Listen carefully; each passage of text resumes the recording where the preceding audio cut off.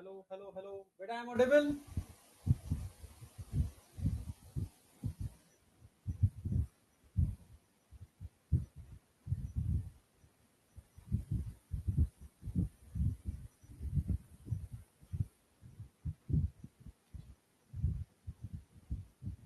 Hello, hello.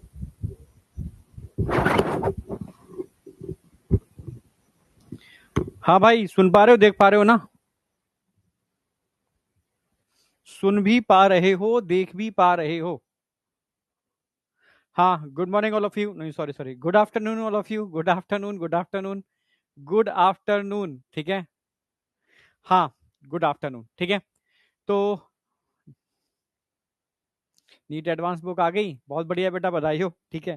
देखो, book आने से मतलब नहीं है, बुक करने से मतलब है। ठीक है, आपको प्रैक्टिस करने से मतलब है। तो जिसको भी लेनी है फटाफट ले लो, फिर प्रैक्टिस करते हैं इसकी जबरदस्त वाली। आज शाम से एक सेशन लगा हुआ है वाईटी पर।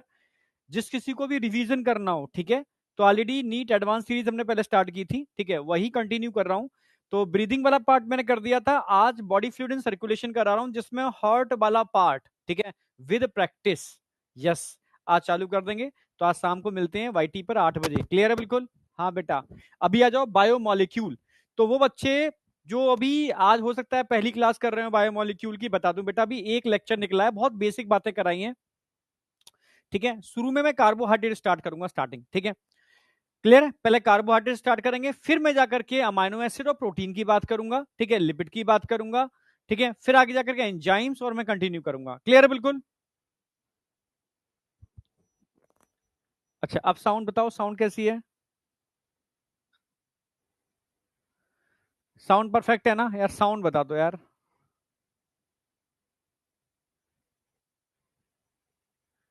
लाइव है बेटा, लाइव है, रिकॉर्डेड नहीं है। परफेक्ट है, ओके। चलो अब यहां जाओ, है ना? तो आज का टारगेट देखो, analysis of chemical composition, primary and secondary metabolites और कार्बोहाइड्रेट में स्टार्ट कर दूंगा। क्लियर है बिल्कुल? और कल से एक्चुअल में कार्बोहाइड्रेट की केमिस्ट्री स्टार्ट होगी। यस, आज नॉर्मल कार्बोहाइड्रेट हम जनरल फीचर पढ़ेंगे। ठीक है, तो सबसे पहले मैं बात करूंगा रिवीजन की। क्लियर है?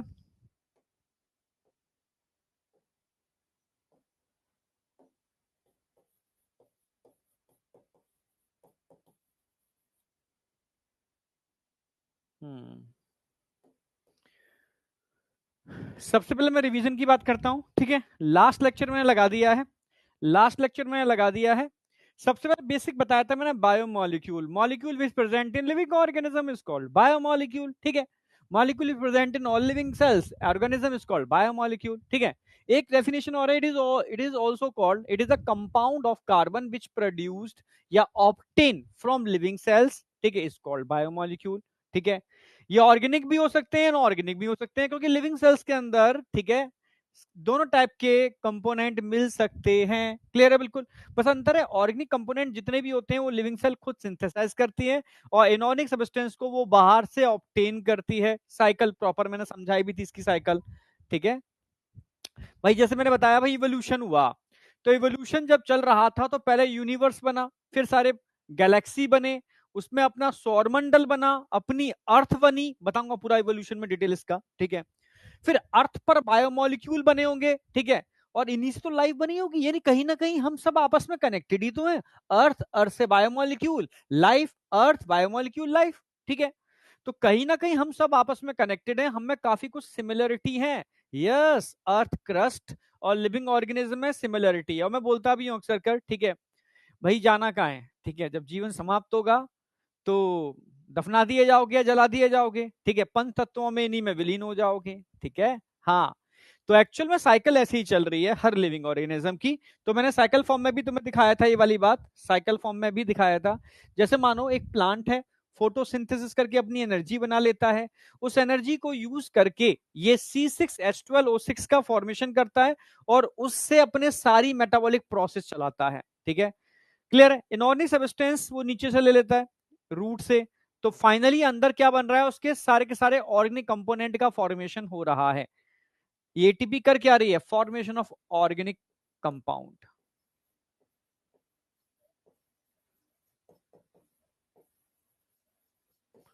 ये ऑर्गेनिक कंपोनेंट कंपाउंड सारे सारे बना रही है सेल, लिविंग सेल, ठीक है। और आप ये भी जानते हो कि फूड चेन, अभी इकोलॉजी में पढ़ोगे, ठीक है, तो फूड चेन के अंदर आप जानते हो प्लांट को डिफरेंट एनिमल्स खाते हैं, एनिमल्स को अदर एनिमल्स खाते हैं, और बाद में सबकी जब डेथ होती है तो डिके होकर के फिर कहां, आफ्टर डेथ अर्थ में मिल जाते हैं।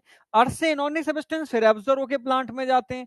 तो अर्थ क्रस्ट और लिविंग ऑर्गेनिज्म में देखोगे कंटिन्यू एक साइकिल चल रही है, यानी हम दोनों में काफी सिमिलरिटीज हैं, ठीक है, यस, हम दोनों में काफी सिमिलरिटीज हैं, समझे।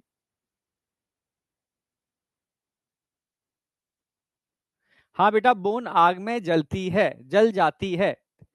कभी देखा है आपने कि आफ्टर डेथ क्या बोन मिलती है? उसमें नहीं मिलते, सब जल जाते हैं उसके अंदर, आग के अंदर, तो ठीक है। साउंड आ रही है बेटा, सारे बच्चों को साउंड आ रही है, तुझे भी आ रही होगी, है ना। नेक्स्ट टेस्ट बेटा,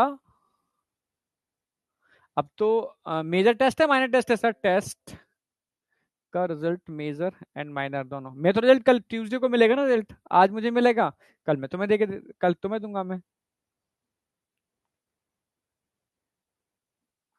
अर्थवॉर्म सिलेबस में नहीं है, अर्थवॉर्म नहीं है, ठीक है। फ्रॉग पढ़ाऊंगा आपको, कॉकरोच पढ़ाऊंगा और एनिमल टिश्यू पढ़ाऊंगा, ठीक है।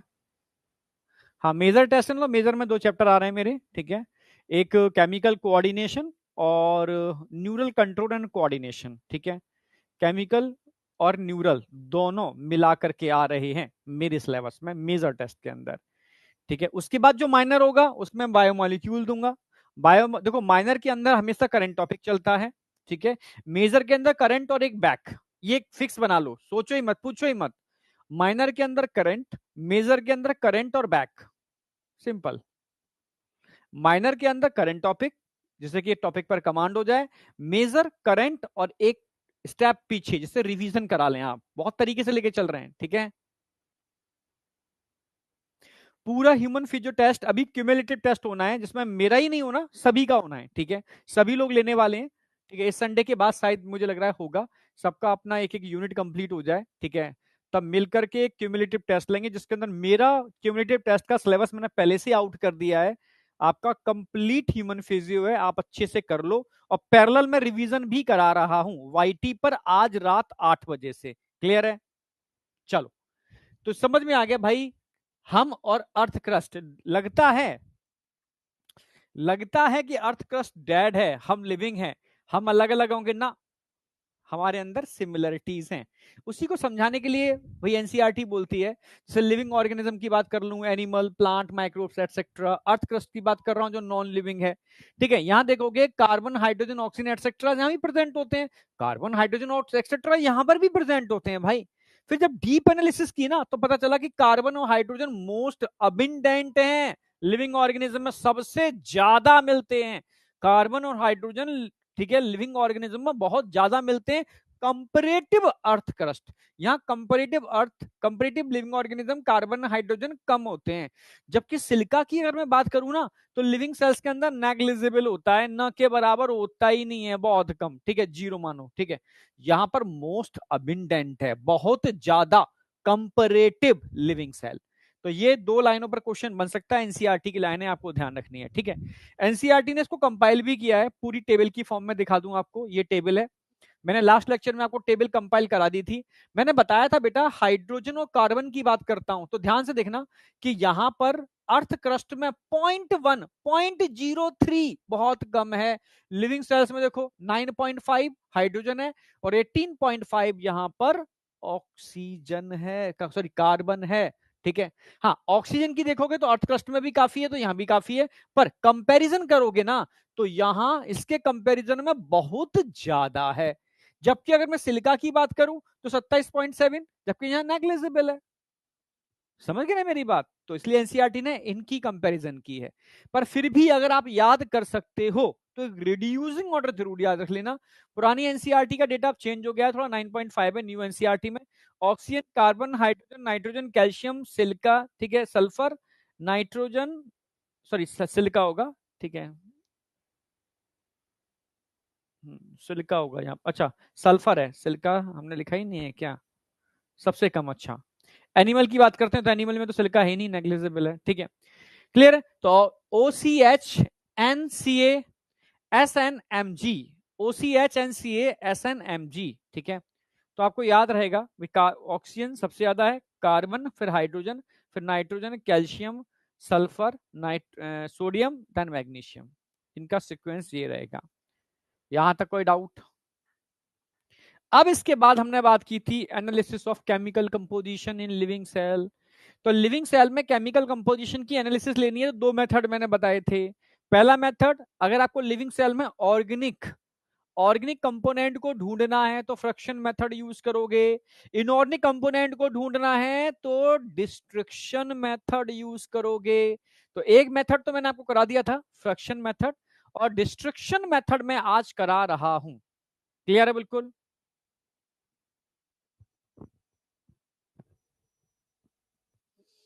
अब देखो, मैं तुम बिलीव नहीं मानोगे, लोग मुझे बदनाम करते हैं। ये एक नहीं है, ये माइक बहुत महंगा आता है, ठीक है, लगभग 45,000 का आता है ये वाला, ठीक है। ऐसे ऑलरेडी में नया माइक है, पुराना अलग रखा हुआ है, कल दिखा दूंगा आपको, बॉक्स में पैक रखा हुआ है, ठीक है।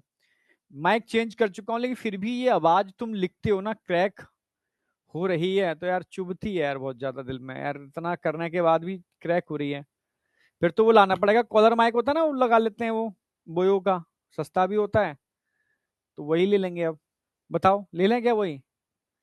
ये बहुत अच्छा माइक है, इससे आसपास की नॉइस नहीं आती। सिनाइजर इसका ये, हाँ, सिनाइजर का है।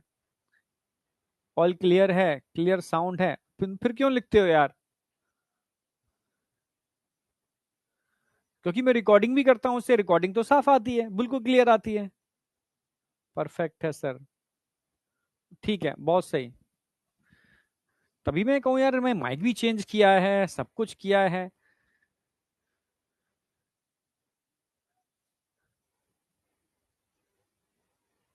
अब सर्विस सर को मैं कैसे दे दूंगा यार? ठीक है, माइक अगर मैं दे दूंगा फिर मैं क्या करूंगा? ठीक है, सर्विस सर के पास तो है ऑलरेडी। अच्छा, स्पैमर है, ठीक है, ओके। चलो, फिर कल मैंने आपको बताया था कि अगर आपको ऑर्गेनिक कंपोनेंट को निकालना है, किसको? ऑर्गेनिक को, तो मैंने कल आपको समझा भी दिया था।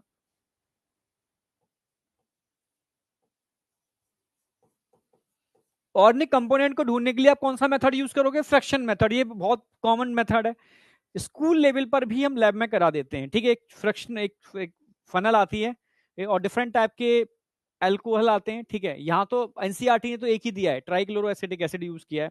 हम यानी एक एक लेयर बना करके पूरा एक्सपेरिमेंट करके दिखा सकता हूँ, ठीक है, बट मुझे वापस लैब में जाकर के इसको रिकॉर्ड करना होगा, ठीक है। अभी तो यहाँ मैं ऐसे ही दिखा पाऊंगा। जैसे मान लो अभी एनसीईआरटी को फॉलो कर रहा हूं मैं, आपने लीफ ले ली, ठीक है, ग्रीन लीफ, या आप लिवर सेल भी ले सकते हो, लिवर का टुकड़ा, जो एनसीईआरटी बोलना चाह रही है। एनसीईआरटी कह रही है ये ले लो या ये ले लो, मैं लीफ ले लेता हूं, ठीक है। मैंने लीफ को किस में लिया भाई? मोटार और पेस्टल आता है, कल मैं लास्ट लेक्चर में दिखाया भी था, मेरे पास रखा हुआ भी है मोटार और पेस्टल। तो उसमें लीफ को डाल करके, ठीक है, अच्छे से मैंने अदरक की तरह इसको कूट लिया, ठीक है। और ट्राइक्लोरो एसिटिक एसिड की बोतल मेरे पास ऑलरेडी रखी है, ठीक है, ढक्कन खोला, उठा करके थोड़ा सा ट्राइक्लोरो एसिटिक एसिड इसके अंदर मैंने मिक्स कर लिया, ठीक है। और अच्छे से इसकी सिलरी बनाई, अच्छे से इसकी चटनी बनाई, सिलरी बनाई, चटनी बनाई। तो ये चटनी आपकी तैयार हो गई, सिलरी तैयार हो गई, ठीक है। अब इसके अंदर, ठीक है, हमें एसिड सॉल्युबल, जो ट्राइक्लोरो एसिटिक एसिड में सॉल्युबल होगा वो, और एसिड इनसॉल्युबल या मैक्रो और माइक्रो को अलग अलग करना है।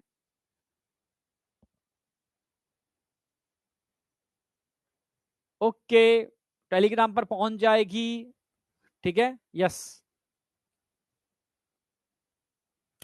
टेलीग्राम पर इसकी पीडीएफ डाल दूंगा, बिल्कुल,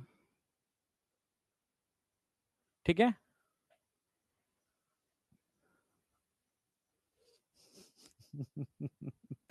देख बेटा, जूलॉजी ऐसा सब्जेक्ट है हर बॉटनी वाला पढ़ाना चाहता है, ठीक है, यस, मजा आता है उसमें, ठीक है। बॉटनी तो छोड़ो, केमिस्ट्री वाले पढ़ाना चाहते हैं, उसमें भी सबका इंटरेस्ट एक ही चैप्टर में होता है, ठीक है, एक नहीं दो चैप्टर के अंदर। समझ गए कौन से चैप्टर है? हर कोई उन दो चैप्टर को ही पढ़ाना चाहता है। कोटा में था तो उन दो चैप्टर के स्पेसिफिक टीचर हुआ करते थे, वो सिर्फ वही दो चैप्टर पढ़ाते थे यार, हद हो गई। एक मिनट,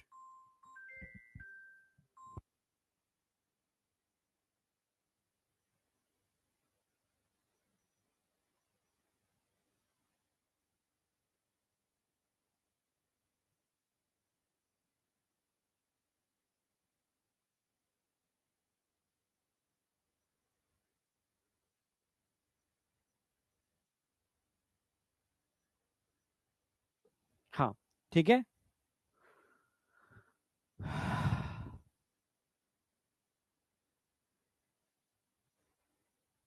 आ जाओ, ठीक है। ह्यूमन रिप्रोडक्शन, रिप्रोडक्टिव हेल्थ, बिल्कुल सही पहचान गए, ठीक है। पता नहीं लोग ठीक है, मतलब मैं तो देखो पढ़ाता हूं सिर्फ, ठीक है, समझ रहे हो? मेरे लिए सारे चैप्टर एक जैसे हैं, चाहे ह्यूमन रिप्रोडक्शन हो, चाहे रिप्रोडक्टिव हेल्थ हो, या ह्यूमन हेल्थ एंड डिसीज हो, या बायोटेक्नोलॉजी हो, मेरे लिए बिल्कुल सिमिलर है। सबके अंदर डेप्थ में जाकर के क्लियर कट तरीके से कंसेप्चुअल में पढ़ाता हूं, ठीक है। अब लोगों का इंटरेस्ट है, अब क्या करें उसके लिए, ठीक है। चलो आ जाओ, ठीक है।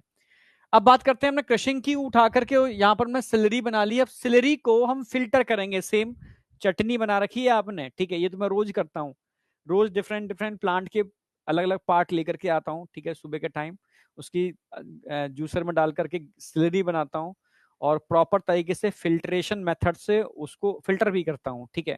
फिर उसका जूस बना करके मैं सबको देता भी हूँ, ठीक है, जिससे कि मतलब घर में, ठीक है। आ जाओ, आ जाओ। तो ये मैंने सिलरी बना ली है, जिसमें ट्राइक्लोरो एसिटिक एसिड पड़ा हुआ है, और आपका पूरा का पूरा ये सारा का सारा लीफ का मटेरियल पड़ा हुआ है, ठीक है। इसको उठा करके धीरे से मैं एक फनल लूंगा। फनल में मैंने कॉटन क्लॉथ लगा दिया है, ठीक है।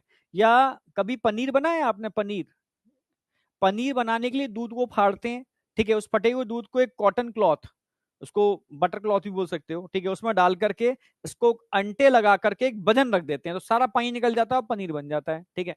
तो बटर क्लॉथ भी कह सकते हो, उसको लगा दिया मैंने, और धीरे धीरे सेलेरी को उसमें डालना चालू कर रहा हूँ, फिल्ट्रेशन मेथड कर रहा हूँ।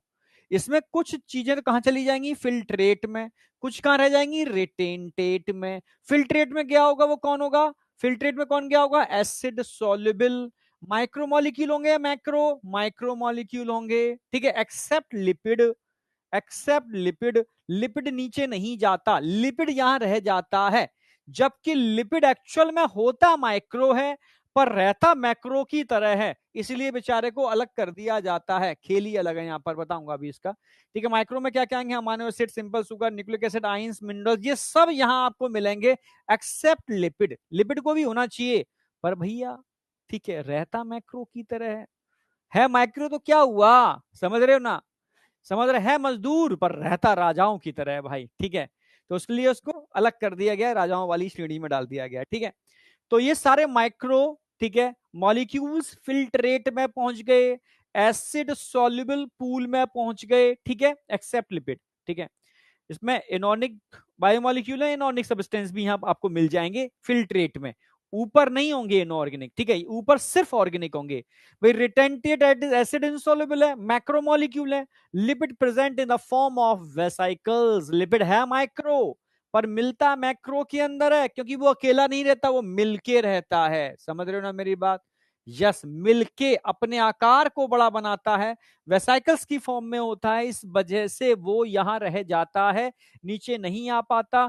तो यहां प्रोटीन मिलेगी, पॉलीसेकेराइड मिलेंगे, न्यूक्लिक एसिड मिलेंगे, लिपिड वेसाइकल्स मिलेंगे, क्योंकि सिंगल लिपिड, ठीक है, माइक्रो है, पर वो सिंगल की फॉर्म में रहता ही नहीं है, वो रहता हमेशा वेसाइकल्स की फॉर्म में है। और इन हाँ, पर इनऑर्गेनिक कंपोनेंट यहाँ मॉलिक्यूल्स एब्सेंट होंगे, वो हमेशा कहाँ होंगे? फिल्ट्रेट में होंगे। ये क्वेश्चन पूछा जाता है, तो ये समझ में आ गया होगा, यहां तक तो कोई डाउट है नहीं फिल्ट्रेट और रिटेंटेट का, ठीक है। Acid soluble, acid insoluble, micromolecule, macromolecule. बस जो भी एक्सेप्शनल केस आ रहा है लिपिड का आ रहा है, जिसको बच्चा समझ नहीं पाता, अब मैं समझा देता हूं लिपिड का। भाई लिपिड होता क्या है, ये रिवीजन करा रहा हूं अभी तो मैं लास्ट लेक्चर का, जो नए बच्चे जुड़ रहे हैं उनको बता दूं, अभी एक लेक्चर मैंने लिया है बायोमोलिक्यूल का, उसका मैं रिवीजन करा रहा हूं, और आज अभी केमिकल एनालिसिस, इसके बाद इसी के बाद जस्ट स्टार्ट करता हूं आज का लेक्चर, ठीक है, जिसके अंदर आज हम कार्बोहाइड्रेट पर पहुंच जाएंगे। क्लियर है? तो लिपिड होता क्या है? कई बच्चों को लिपिड नहीं पता, मैंने पूछा बच्चों से, बेटा कि मक्खन और देसी घी में अंतर क्या है, नहीं बता पाया बच्चा, ठीक है। लिपिड और फैट में अंतर क्या है, फैट और स्टेरॉइड्स में अंतर क्या है, तो बच्चे कंफ्यूज हो जाते हैं, मैं बता दूं, ठीक है। स्टेरॉइड्स अलग होते हैं, वो पेंटा और हेक्सा रिंग के फ्यूजन से बनते हैं, जो मैं आगे अलग से पढ़ाऊंगा उसको, ठीक है। पर अगर मैं लिपिड की बात करता हूं, उसकी फॉर्म्स होती हैं, मक्खन की फॉर्म में हो सकता है, देसी घी की फॉर्म में हो सकता है, ठीक है, समझ रहे हो, तेल की फॉर्म में हो सकता है, कोई भी ऑयल हो, ठीक है, but all are triglycerides, triglycerides, जो एक्चुअल में मोनोमर होते हैं, पॉलीमर होते हैं, पॉलीमर नहीं होते, ठीक है, ये पॉलीमर नहीं होते, ये मोनोमर में रखे गए। लिपिड क्या है? मोनोमर। नॉट पॉलीमेरिक लिख देता हूं मैं, इससे तुम्हें याद रहेगा, मोनोमर भी नहीं बोलेंगे, नॉट पॉलीमेरिक।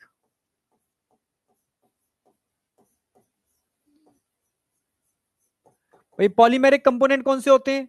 जो जैसे मानो मोतियों की माला है, मोतियों की माला मोतियों के मिलने से बनती है, तो वो क्या हो गया? पॉलीमेरिक। पर अगर एक मोती इंडिविजुअल अलग अलग रहता है, वो किसी माला का पार्ट नहीं है, तो वो मोनोमेरिक है, ठीक है, पॉलीमेरिक नहीं है, यानी मिलकर के माला नहीं बनाते ये, ठीक है। कैसे बनते हैं? जैसे ग्लिसरॉल मान लो, ठीक है, ठीक है भाई, ग्लिसरॉल के अंदर CH2OH, CHOH, CH2OH जानते ही हो आप।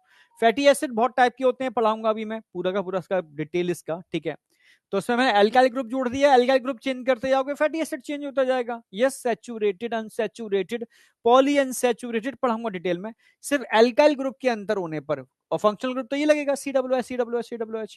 तो मैं 3 OH है तो 3 फैटी एसिड जोड़ूंगा, और इनके बीच में एस्टर बॉन्ड बन जाएगा। कौन सा बॉन्ड बन जाएगा? एस्टर बॉन्ड, ठीक है। और ये बन गया ट्राइग्लिसराइड्स, यानी लिपिड बन गए भाई, ठीक है। एक H2 3H2 निकल गए, बन गया ट्राइग्लिसराइड। तो आप मक्खन खाते हो, देसी घी खाते हो, सरसों का तेल खाते हो, भाई मतलब आप ट्राइग्लिसराइड खाते हो, लिपिड खाते हो, ठीक है। अगर मैं लिपिड के मॉलिक्यूलर वेट की बात करूं तो इसका molecular weight less then 10,000 Dalton होता है।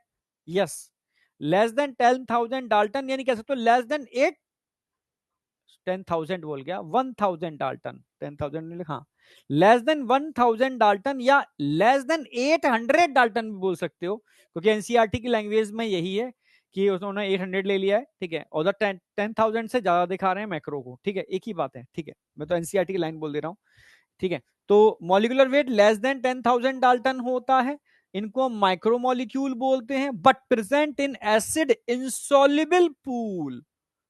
भाई मॉलिक्यूलर वेट तो कम है, इनको तो सॉल्युबल पूल में होना चाहिए, पर कहां मिल रहे हैं? Insoluble pool. समझ गया? आ गया होगा, ठीक है, समझे? सर स्ट्रक्चर इंपॉर्टेंट है क्या?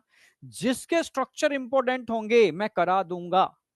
देखो दो चीजें समझना, मुझे कोई यहां तुम्हें पीएचडी नहीं दिखानी अपनी, जैसे लेंजर की उठा के छापा छुपी नहीं करूंगा मैं, ठीक है। मैं एग्जैक्ट वो चीज कराऊंगा जो एक्चुअल में तुम्हें नीट के एग्जाम में अब तक पूछी जा चुकी है या आगे पूछी जाएगी, ठीक है, आउट ऑफ एनसीईआरटी। क्लियर है? और एनसीईआरटी पूरी इंक्लूड रहेगी। आउट ऑफ एनसीईआरटी जाऊंगा क्योंकि कंसेप्ट जरूरी है, थोड़ा सा जाऊंगा, बहुत ज्यादा नहीं, ठीक है। समझ गए ना मेरी बात? जो इंपॉर्टेंट चीजें जो आगे के चैप्टर्स में आपके काम आती हैं, चाहे वो जूलॉजी की हो, बॉटनी की हो, तो वो यहाँ सॉल्व हो जाए, ठीक है। मतलब कंसेप्चुअल सारा लेके चलूंगा, ठीक है। जहां जिन डायग्राम, सारे अमाइनो एसिड की डायग्राम की जरूरत ही नहीं है, मैं क्यों कराऊंगा? मैं तो वो डायग्राम कराऊंगा जो तुमसे नीट में पूछे जाएंगे, वो सारे मैं याद करा दूंगा आपको, ठीक है। पर जितना मैं करा दूंगा तुम उतना कर लोगे, तो नीट के अलावा भी जो एग्जाम होते हैं तुम्हारे सीयूटी या जो भी आसपास के साइंटिस्ट के एग्जाम होते हैं, तुम सारे फोड़ लोगे, ठीक है, इतनी पक्की है। नीट एडवांस बुक, ठीक है बेटा, टेंशन मत लो, सबकी पहुंच रही है, ठीक है। एक मैं मेल और दे दूंगा, एक मेल बना दिया है उन टीम के लिए जो डिस्पैच कर रहे हैं। तो अगर बच्चे की कोई भी क्वेरी आती है उस मेल पर, अगर आप अपनी क्वेरी अपना जो डाल दोगे तो तुरंत उसका रिवर्ट करेंगे वो, ठीक है। चैप्टर हार्ड नहीं लगेगा, मैं बहुत बेसिक से करा रहा हूँ, बहुत प्यारे तरीके से करा रहा हूँ, बहुत टिपिकल, डराऊंगा नहीं तो मैं, ठीक है, चीजों को सिंपल कर दूंगा। अब तक ये बताओ, यहां तक कोई डाउट है? भाई, भाई कहां मिलते हैं ये? एसिड इंसॉल्युबल पूल, ठीक है। अब क्यों मिलते हैं? अब आ जाओ, देखो, जैसे अगर मैं एक सिंगल लिपिड की बात करता हूं, सिंगल लिपिड की बात करता हूं, इसका मॉलिक्यूलर वेट बहुत कम होता है, ठीक है। इसका एक हेड होता है, एक टेल होती है। हेड समझ रहे हो? हाइड्रोफिलिक, यानी वाटर लविंग होता है, लिक, फिलिक, फोबिक, डर, ठीक है। ये दो टेल होती है, ठीक है, समझ रहे हो? टेल दिख रही है आपको, ये हाइड्रोफोबिक होगी, ठीक है, ये हाइड्रोफोबिक होगी। तो फोबिक वाला पार्ट अंदर और फिलिक वाला पार्ट बाहर रहता है हमेशा, ठीक है। तभी तो आप पानी में देखोगे वेसाइकल्स की फॉर्म में रहते हैं, क्योंकि ये पानी से डरते हैं तो अंदर आ जाएंगे, ये हाइड्रोफिलिक है, ये बाहर रहेगा। तो लिपिड हमेशा वेसाइकल्स की फॉर्म में होते हैं, अकेले नहीं रहते, ग्रुप झुंड बना के रहते हैं, इसलिए वेसाइकल्स की फॉर्म में रहते हैं, इसलिए फिल्ट्रेट में नहीं पहुंच पाते, रिटेंटेट में रह जाते हैं, माइक्रो होते हुए भी रिटेंटेट में रह जाते हैं, क्योंकि इसका molecular weight more than 1000 Dalton होता है। समझ गए ना मेरी बात? जैसे लिपिड मेम्ब्रेन है, बाइलिपिड लेयर, इस तरीके से बाइलिपिड लेयर बनती है, ठीक है, तो मॉलिक्यूलर वेट ज्यादा हो गई क्योंकि मोनोमेरिक फॉर्म नहीं है। समझ रहे हो? यानी ना पॉलीमेरिक बोलोगे उसको, ये झुंड में रह रहे हैं। समझ में आ गया होगा, झुंड में रह रहे हैं। चलो ये वाली बात क्लियर है, अब कंफ्यूजन नहीं होगा। फिर मैंने आपको बताया भी था बेटा कि हमारी बॉडी में मैक्सिमम वाटर होता है। इसके अलावा मैं ऑर्गेनिक कंपोनेंट की बात करूं तो प्रोटीन नंबर 1 पर आती है, फिर उसके बाद न्यूक्लिक एसिड आएगा, फिर उसके बाद कार्बोहाइड्रेट आएगा, फिर लिपिड आएगा, सबसे कम आपके आइंस आते हैं। तो ये ऑर्डर मैंने लिख दिया है। और मैंने कल बताया भी था आपको फर्स्ट क्लास के अंदर कि हमारी बॉडी का मैक्सिमम परसेंटेज वाटर है, यानी शरीर के अंदर सबसे ज्यादा पानी तत्व है। तो जब भी आपको डिमोटिवेशन फील हो, जब भी डिप्रेशन फील हो, जब भी आपका कॉन्फिडेंस लूज हो, ठीक है, तो अपनी बॉडी को पानी के कांटेक्ट में रखना, ठीक है, जितना हो अच्छे से अच्छा वाटर इनटेक करना, और पानी में डुबकी लगा लेना, पानी शॉवर से ना लेना, 2 बाल्टी पानी सर पर डाल लेना, मस्त मजा आ जाएगा। समझे? चलो, ये मैंने करा दिया था। यहां लास्ट लेक्चर था, और आज का लेक्चर जो मैं स्टार्ट करने वाला हूं यहां से करने वाला हूं। यानी आपको ऑर्गेनिक कंपोनेंट की एनालिसिस करनी है तो कैसे करोगे? फ्रैक्शन मेथड है। अब सेकंड मेथड क्या है? डिस्ट्रक्शन मेथड है। ठीक है भाई, इनऑर्गेनिक कंपोनेंट को ढूंढने के लिए, आइडेंटिफाई करने के लिए आपको डिस्ट्रक्शन मेथड यूज करना होगा। इसमें क्या काम करोगे? इसमें आप फ्रेश लीफ लोगे। यस, प्लांट की फ्रेश लीफ ले सकते हो। इस पर भी मैंने बहुत काम किया है, ठीक है। हाँ, क्योंकि प्लांट से हम फाइटोकेमिकल्स निकालते थे, फिर डिफरेंट नैनो पार्टिकल के संग उनके कॉन्जुगेट बनाते थे, और फिर एज अ ड्रग बैक्टीरिया और जो डिसीज कॉजिंग बैक्टीरिया होते थे उन पर अप्लाई करते थे। पूरा मतलब कई साल तक ये काम किया है मैंने, ठीक है। अलग अलग प्लांट को खोजना, मतलब आयुर्वेदा वाला काम, ठीक है। उन प्लांट्स की लीफ, प्लांट्स के अलग अलग पार्ट को आइसोलेट करना, फिर उनको ड्राई करना, ड्राई करके उनके उनके एक्सट्रैक्ट को निकालना, फिर उस एक्सट्रैक्ट में से फ्रैक्शन मेथड से अलग अलग कंपोनेंट को अलग करना, सेकेंडरी मेटाबोलाइट्स को अलग करना, फिर उनके भी केमिकल कंपोनेंट को आइसोलेट करना, like high performance liquid chromatography के थ्रू, ठीक है, वो मेरे पास ऑलरेडी थी। तो उससे हम लोग उन कंपोनेंट को अलग करते थे, उनके स्ट्रक्चर की स्टडी करते थे। टैम और सैम, ट्रांसमिशन इलेक्ट्रॉन माइक्रोस्कोपी, ठीक है, टैम कह सकते हो, स्कैनिंग इलेक्ट्रॉन माइक्रोस्कोपी, उनसे स्टडी किया जाता था, ठीक है। फाइनली कॉन्जुगेट बनाते थे, ठीक है। तो वही मैं बात करने वाला हूं, क्या करना होता है। आपने फ्रेश लीफ ले ली,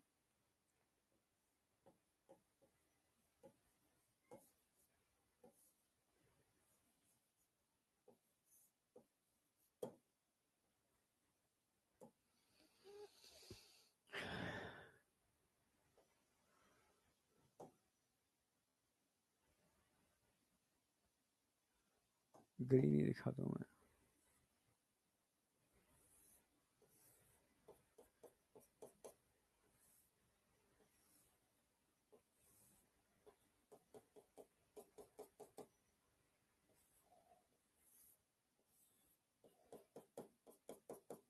बिल्कुल फ्रेश लीफ है, ठीक है। अब आपने क्या काम किया? इनको ड्राई किया। आप चाहते हो उसमें से वाटर, सारा सारा वाटर निकाल दो इनमें से।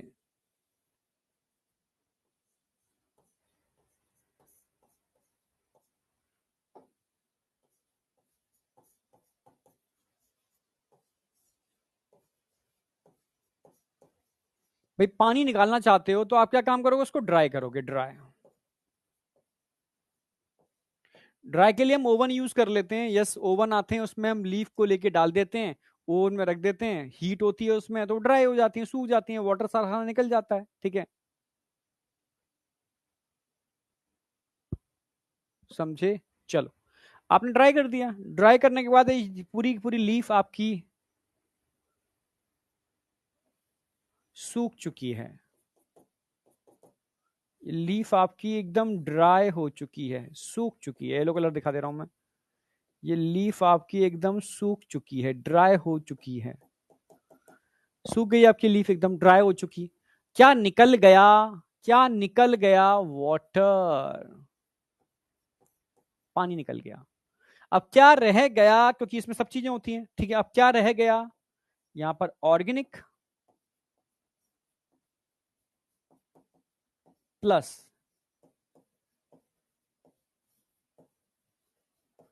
इनऑर्गेनिक कंपोनेंट रह जाएंगे यहाँ पर, सिंपल सी बात है।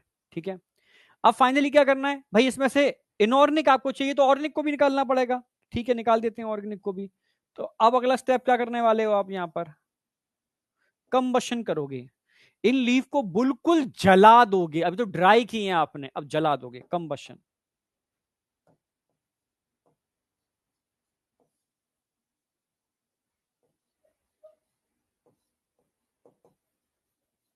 बर्न कर दोगे।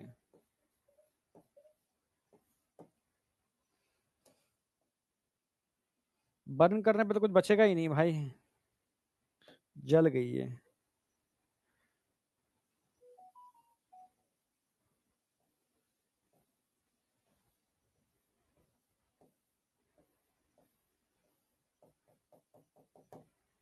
जल गई एकदम। ठीक है, इन सब पे वेट भी ले लो, इनॉर इसका वेट निकाल लो।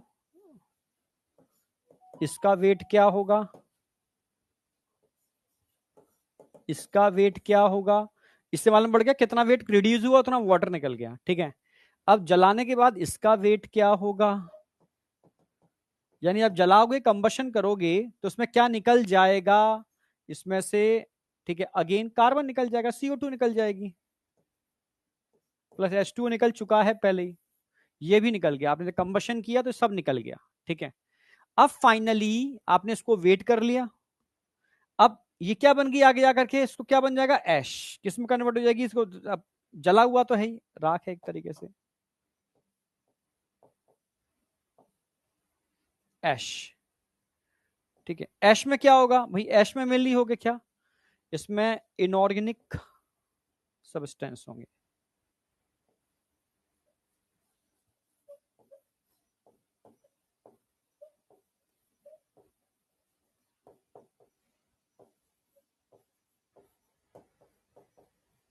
ओनली इनऑर्गेनिक सब्सटेंस प्रेजेंट, जिसकी आपको एनालिसिस करनी है, सिंपल सी बात है। ठीक है, जिसकी आपको क्या करनी है, एनालिसिस करनी है। ठीक है, आपने फ्रेश लीव्स ली, इवेपोरेशन किया, वाटर निकल गया, ड्राई कर लिया, इसका वेट कर लिया, इसमें ऑर्गेनिक इनऑर्गेनिक कंपोनेंट होंगे। ठीक है, जब कंबशन करोगे, ठीक है, बर्न करोगे, तो बस ऐश बचेगी।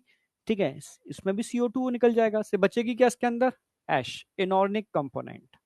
इसकी जब स्टडी करोगे तो आप देखोगे इसमें क्या क्या होता है।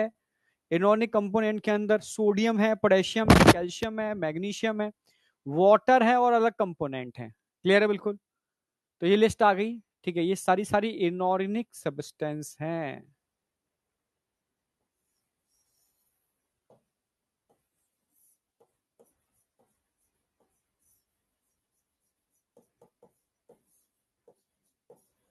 बस सिंपल सी बात है। ठीक है, सोडियम, पोटेशियम, कैल्शियम, मैग्नीशियम, ठीक है, वाटर, NaCl का, ठीक है, कैल्शियम, ठीक है, कार्बोनेट, फास्फोरस, ये सब सब तुम्हें पता है, यहां तक कोई डाउट नहीं होगा आपको।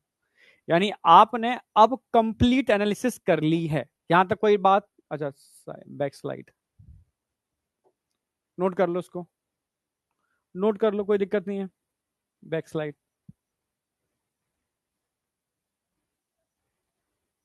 हाँ बैक कर दिया मैंने। हाँ, ऐश।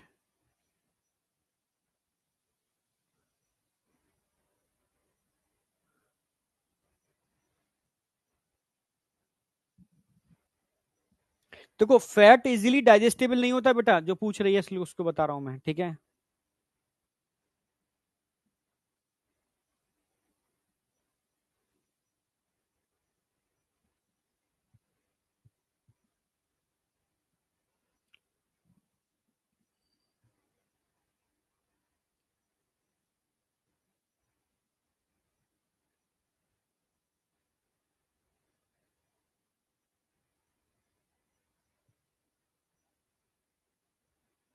हो गया,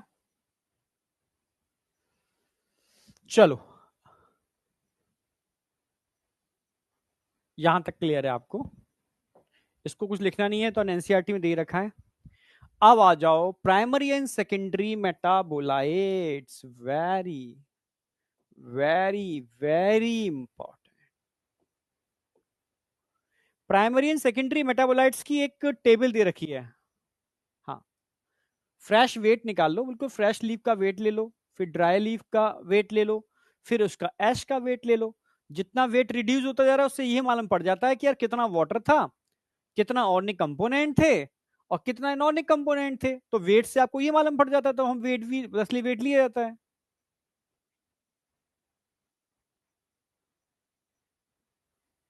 क्लियर बिल्कुल। चलो, अब प्राइमरी एंड सेकेंडरी मेटाबोलाइट्स की बात कर रहा हूं मैं, बहुत इंपॉर्टेंट है। नीट में अगर तुम देखोगे लगभग हर साल क्वेश्चन मिल जाता है, इसमें टेबल बनी हुई है उस टेबल से सेकेंडरी मेटाबोलाइट्स की। ठीक है, तो सबसे पहले बात आती है मेटाबोलाइट्स होते क्या हैं। ठीक है, तो आप जानते हो बायोमोलिक्यूल्स जो हर लिविंग सेल्स में होते हैं, ठीक है, जो कॉन्टिन्यूसली कन्वर्ट होते हैं, ठीक है, एक कंपाउंड से दूसरे कंपोनेंट के अंदर कन्वर्ट होते हैं। ठीक है, जो कन्वर्जन होता है वो क्या है, एक तरीके से इट इज मेटाबोलाइट्स, जो मेटाबॉलिक प्रोसेस में पार्टिसिपेट कर रहे हैं।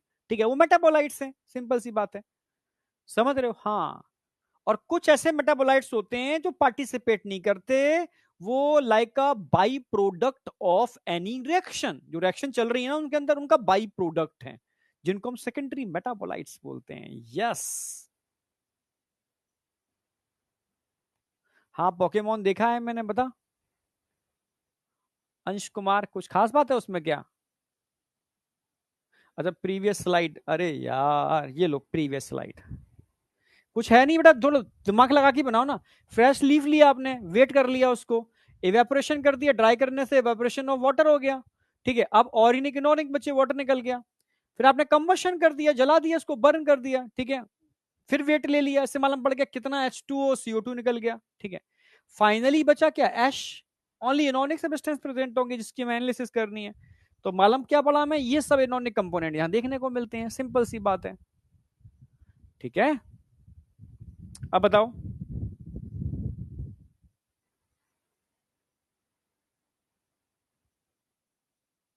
हाँ, अब आ जाओ,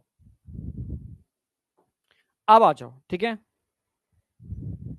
अब आ जाओ यहां पर प्राइमरी एंड सेकेंडरी मेटाबोलाइट्स। एक सिंपल सी डेफिनेशन लिखो मेटाबोलाइट्स की।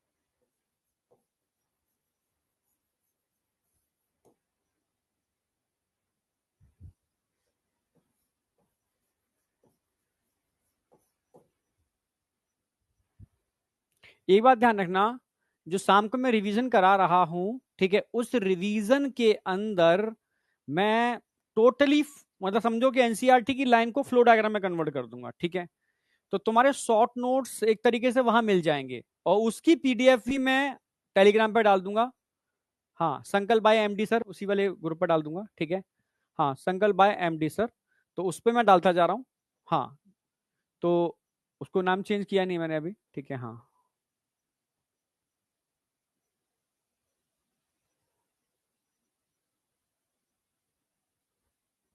ओके, चलो।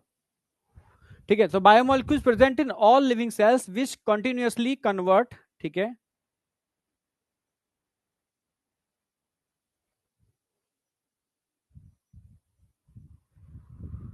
हाँ, कंटिन्यूअसली कन्वर्ट इनटू, हाँ, विच कंटिन्यूअसली कन्वर्ट इनटू,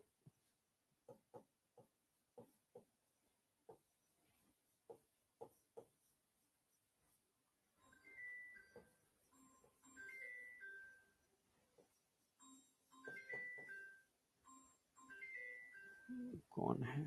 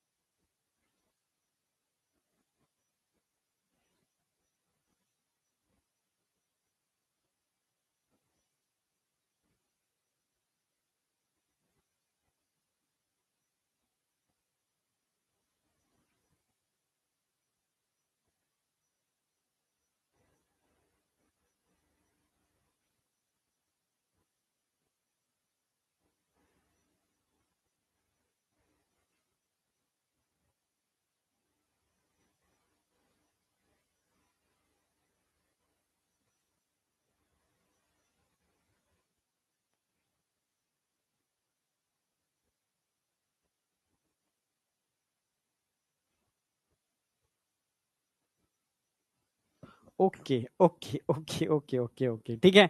हाँ, साउंड क्लियर है। अभी कुछ किया नहीं मैंने, अभी तो सिर्फ इतना बात की है मैंने कि biomolecules present in all living cells which continuously convert into another organic compound called metabolites. ऐसे बायोमोलिक्यूल जो लिविंग सेल्स के अंदर होते हैं और कंटिन्यूअसली दूसरे ऑर्गेनिक कंपाउंड में कन्वर्ट होते रहते हैं, उनको हम क्या बोलते हैं? मेटाबोलाइट्स, ठीक है। These are two type, primary and secondary. इसके क्लासिफिकेशन को हम यहां समझाने वाले हैं, प्राइमरी मेटाबोलाइट्स और सेकेंडरी मेटाबोलाइट्स। क्या डिफरेंस है प्राइमरी और सेकेंडरी मेटाबोलाइट्स के अंदर? क्लियर बिल्कुल? परफेक्ट। अब तो वॉइस आ रही है ना? हाँ हाँ, तो प्राइमरी और सेकेंडरी में डिफरेंस क्या है समझना। सेकेंडरी पर हर साल क्वेश्चन आता है, मान के चलो। बैक स्लाइड में कुछ ज्यादा है ही नहीं, डेफिनेशन ही तो लिखी है मैंने।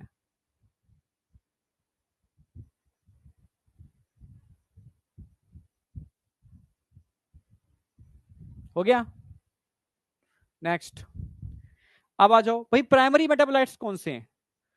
तो प्राइमरी मेटाबोलाइट समझो, जो प्रोड्यूस होते हैं एनिमल के अंदर, प्लांट के अंदर, फंगस के अंदर, माइक्रोब्स के अंदर, वो सब प्राइमरी मेटाबोलाइट्स हैं। जबकि सेकेंडरी मेटाबोलाइट्स, ध्यान रखना, कभी एनिमल में नहीं बनते।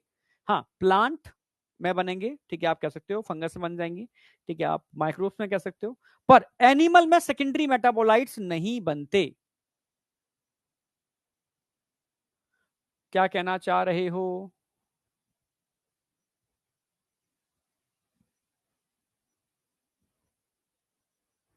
हाँ, प्राइमरी एंड सेकेंडरी, क्लियर है बिल्कुल? हाँ, अब आगे आ जाओ। अगर मैं बात करता हूं primary metabolites,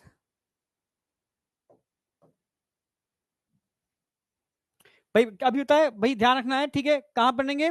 produce in all living organism, ठीक है। जगह इतनी है।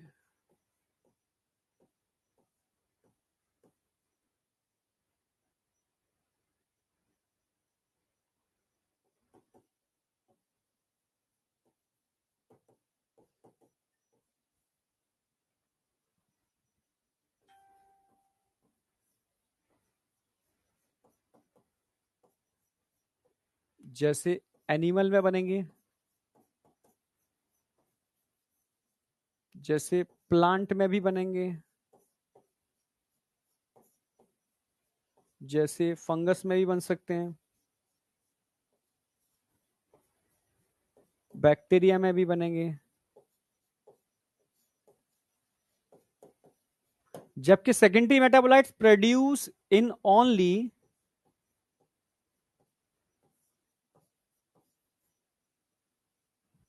प्रोड्यूस इन ओनली, ये क्वेश्चन आएगा। एनिमल में नहीं बनेंगे, बस ध्यान रखना है आपको, प्लांट में बनेंगे, fungus,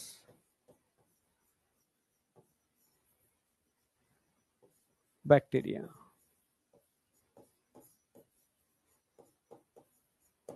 absent in animals.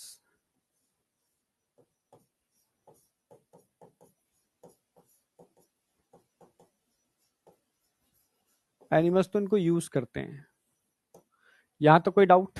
Animals तो सिर्फ इनको यूज करते हैं, समझे? हाँ, यहां तक नोट करो, यहां तक नोट करो। अगर प्राइमरी मेटाबोलाइट्स की मैं बात करूं, वाइट ही रखते हैं,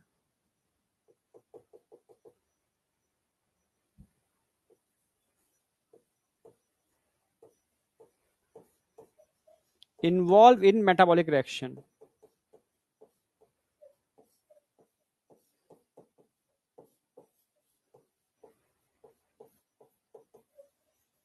जबकि ये मेटाबॉलिक रिएक्शन में इन्वॉल्व नहीं होंगे। Not involve in metabolic reaction लिख लो आप।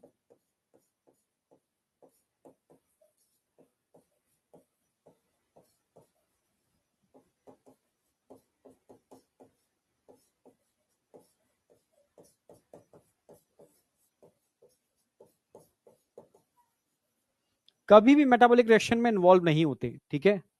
तो सेकेंडरी है, प्राइमरी इन्वॉल्व होते हैं, बनते ही भी मेटाबॉलिक रिएक्शन कन्वर्ट होते रहते हैं एक दूसरे के अंदर, ठीक है। ये ध्यान रखना है आपको, कभी भी मेटाबॉलिक रिएक्शन में इन्वॉल्व नहीं होंगे, सेकेंडरी, ठीक है। अगर मैं बात करता हूं तो इनका जो रोल है थोड़ा आइडेंटिफाई है, इनका रोल आइडेंटिफाई नहीं है, ठीक है।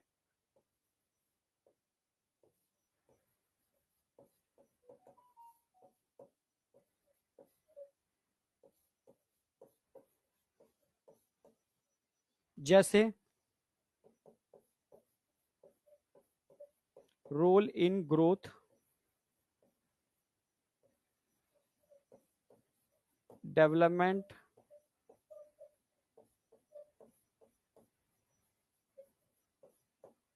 रिप्रोडक्शन,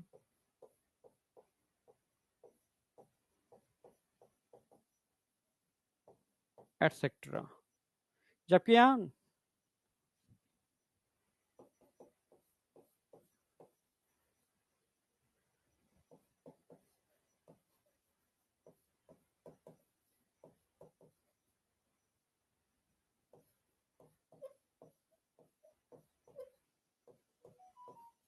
नॉन आइडेंटिफिएबल रोल है इनका, ठीक है, स्पेशली कह सकते हो रोल इन सपोर्ट, बस इतना ही बोल सकते हो आप। सपोर्ट में कुछ रोल है, बस रोल इन सपोर्ट, और कोई खास रोल नहीं है, ठीक है। मतलब रोल हमें अभी पता नहीं है एक्चुअल में सेकेंडरी क्यों बनाते हैं, किन परिस्थितियों में बनाते हैं, ठीक है। अगर फॉर्मेशन की मैं बात करूं ना, तो प्राइमरी जो मेटाबोलाइट्स होते हैं, ठीक है, उनकी ग्रोथ फेज में बनते हैं और बहुत ज्यादा क्वांटिटी में बनते हैं। जबकि सेकेंडरी मेटाबोलाइट की बात करूं ना, ये ग्रोथ फेज में बनते ही नहीं है, ये बनते ही स्टेशनरी फेज में। जब ग्रोथ कंप्लीट हो जाती है, स्टेशनरी फेज आती है ना, तब बनते हैं, समझ रहे हो, और बहुत कम क्वांटिटी में बनते हैं, ये ध्यान रखना, ठीक है। हाँ,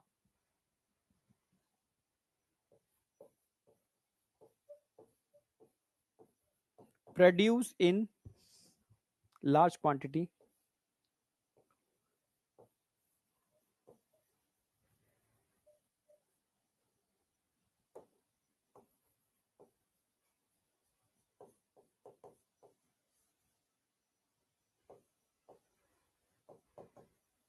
ड्यूरिंग ग्रोथ फेज, ये जरूरी है, growth phase.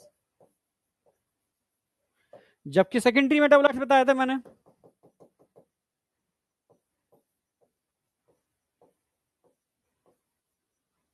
Produce in less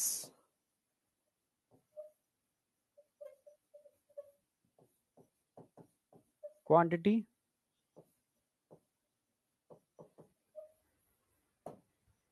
during stationary phase.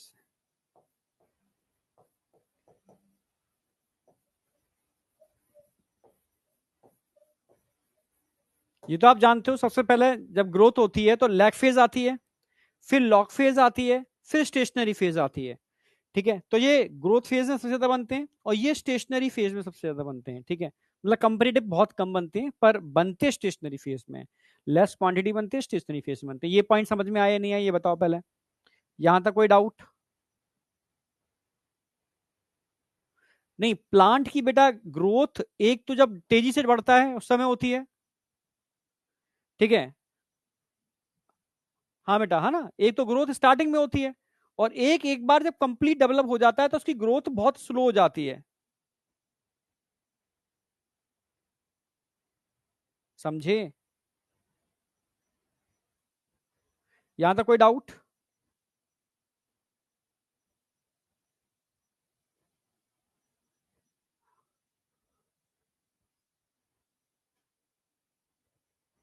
Example पर आ रहा हूं, एग्जाम्पल पर आ रहा हूं। अच्छा, एक दो पॉइंट और ऐड कर दूं उसके अंदर।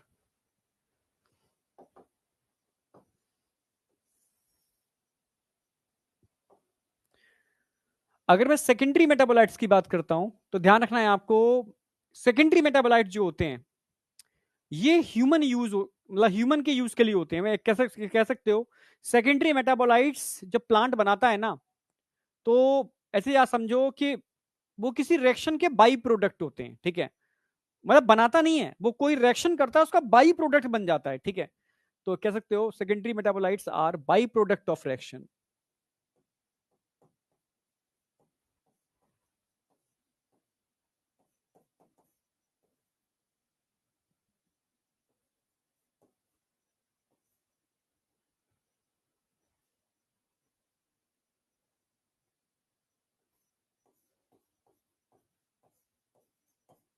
By product of reaction.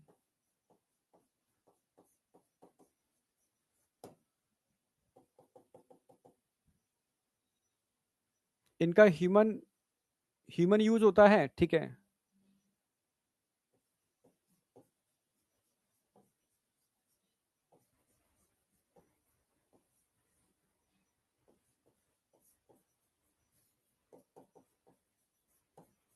Ecological use भी इनका होता है, सपोर्ट, इकोलॉजिकल यूज में ही आता है आपका सपोर्ट, ठीक है। अब बात कर लेते हैं example. Example example primary metabolites कौन होंगे भाई, आप समझ गए होंगे, प्रोटीन है, कार्बोहाइड्रेट है,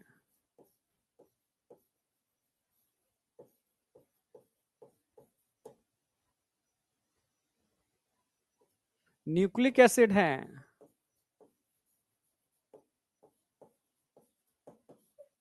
आप समझ गए, लिपिड हैं,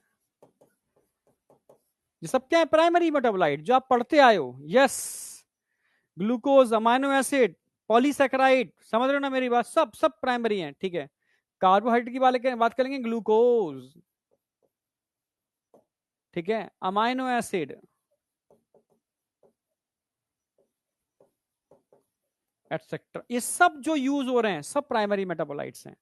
सेकेंडरी मेटाबोलाइट्स मैंने बताया ना, वो डिफरेंट रिएक्शन का बाई प्रोडक्ट है, डिफरेंट रिएक्शन का बाई प्रोडक्ट है, ठीक है।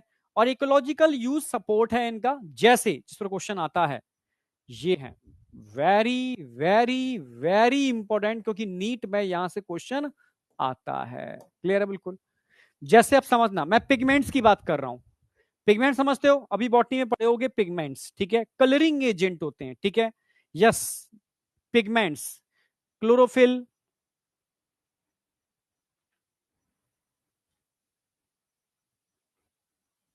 मैं देख लूंगा बेटा केमिकल कोऑर्डिनेशन में तुम क्या कहना चाह रहे हो, ठीक है, टेंशन मत करो, ठीक है। तो मैं बात कर रहा था यहां पर किसकी, जैसे पिगमेंट्स हैं, ठीक है, कैरोटीनॉइड्स है, एंथोसाइनिन है, ये सब क्या है भाई, कैरोटीनॉइड्स कहाँ मिलते हैं, एंथोसाइनिन कहाँ मिलते हैं, इट इज सेकेंडरी, हाँ यस यस, जो लाइट एब्जॉर्व करते हैं, बिल्कुल सही, जैंथोफिल, बिल्कुल सही बेटा, ठीक है। ये सारे पिगमेंट्स हैं, पिगमेंट्स क्या होते हैं बेटा, it is the secondary metabolites. Alkaloid समझते हो, अभी तो मैं ड्रग्स पढ़ाऊंगा, ड्रग्स में बताऊंगा कि मॉर्फिन में 20 टाइप्स के एल्कलॉइड्स होते हैं, जिसमें मैंने बताया था ना, सोचे सॉरी, मेन एल्कलॉइड्स मॉर्फिन था, ओपियोइड्स, ओपियम, पोपी, पपाइबर सोमनिफरम, याद आया, हाँ। इसके अंदर, ओपियोइड्स के अंदर लगभग 20 एल्कलॉइड्स होते हैं, जिसमें मेन एल्कलॉइड्स मॉर्फिन था, ठीक है। तो मॉर्फिन, कोडीन, कोडीन मॉर्फिन का ही डेरिवेटिव होता है। ये सब ड्रग्स में यूज होते हैं, किस में यूज होते हैं, ड्रग्स। ये सब क्या है, सेकेंडरी मेटाबोलाइट्स, सब सेकेंडरी मेटाबोलाइट्स हैं, ठीक है। यस, सेकेंडरी मेटाबोलाइट्स है, हेरोइन, यस, ठीक है, इसी का है। टर्पेनॉइड्स, जैसे मोनोटर्पिन्स, डाइटर्पिन्स, ये एरोमा, एरोमा के लिए यूज होते हैं टर्पेनॉइड्स, प्लांट्स के ही बाई प्रोडक्ट हैं, सेकेंडरी मेटाबोलाइट्स हैं। एरोमा में आज के देखोगे आर्टिफिशियल फ्लेवरिंग एजेंट आते हैं, यस, आर्टिफिशियल फ्लेवरिंग एजेंट आते हैं, वो सब क्या है, एक तरीके से टर्पेनॉइड्स, ये फ्लेवर, एरोमा, इन सब के लिए यूज होते हैं, समझे। अच्छा, लेमन ग्रास ऑयल, ये तो बड़ा कॉमन है, ठीक है, आप आजकल देखोगे होटल्स में, घरों में भी लोग इसके एसेंशियल ऑयल को यूज करते हैं एरोमा के लिए, यस। लेमन ग्रास ऑयल तो बहुत ज्यादा यूज हो रहा है आज की डेट में, ठीक है। हाँ, लोग बॉडी मसाज में भी यूज करते हैं, घरों के अंदर लोग यूज करते हैं, ठीक है, मशीन्स आती हैं उसमें ड्रॉप, कंसेंट्रेट फॉर्म में ड्रॉप्स आते हैं इसके, ठीक है, एरोमा वगैरह वगैरह के लिए यूज करने के लिए, तो आप कॉमनली जानते भी होंगे। हाँ, सुना होगा ना आपने ये वाली बात। अरे चरस गांजा उस पर आएंगे, ठीक है, अब आ जाओ, ठीक है। टॉक्सिन्स, अगर टॉक्सिन की बात करता हूं तो, हाँ, एब्रिन और रिसिन, ये दो बहुत डेंजरस टॉक्सिन्स हैं, इस पर नीट में क्वेश्चन आया हुआ है, यस, नीट में क्वेश्चन आया हुआ है।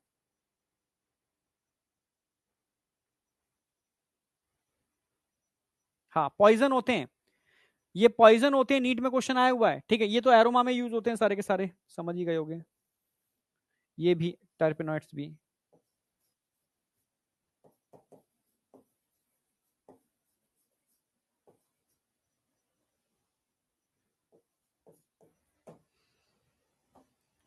ये सब टॉक्सिन्स होते हैं, मतलब पॉइजन है।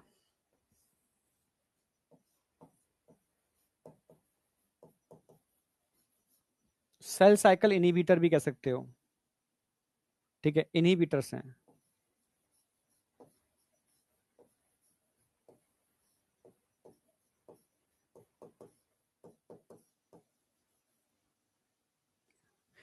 अंडी का तेल कभी आपने देखा है? अंडी, अंडी तो जानते होगे ना, हाँ, कैस्टर ऑयल में प्रेजेंट होता है ये।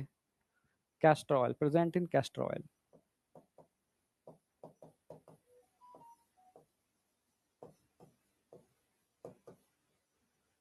अंडी जो आते हैं ना, पेड़ होता है अंडी का, ठीक है, उसमें उसके सीड निकालते हैं, ठीक है, उस कैस्टर ऑयल के अंदर ये प्रेजेंट होते हैं, यस। एब्रिन, ठीक है, ये toxin is a poison, cell cycle inhibitor है, ठीक है, कैस्टर ऑयल के अंदर ये होते हैं। समझे? यहां तक कोई डाउट?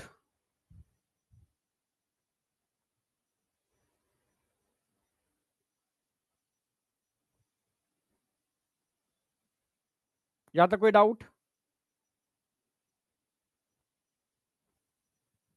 लिख लिया? चलो, अब आ जाओ लैक्टिन्स। लैक्टिन्स में एक ही एग्जांपल है, कॉनकेनाविलिन। बस आपको ध्यान रखना है इसमें से लैक्टिन्स कौन से हैं, ठीक है। कॉनकेनाविलिन ए, कॉनकेनाविलिन ए, ये एक तरीके से कार्बोहाइड्रेट बाइंडिंग प्रोटीन्स होते हैं, जो मॉलिक्यूलर बायोलॉजी में पढ़ोगे, ठीक है, मैं लिख देता हूं, कार्बोहाइड्रेट बाइंडिंग प्रोटीन्स।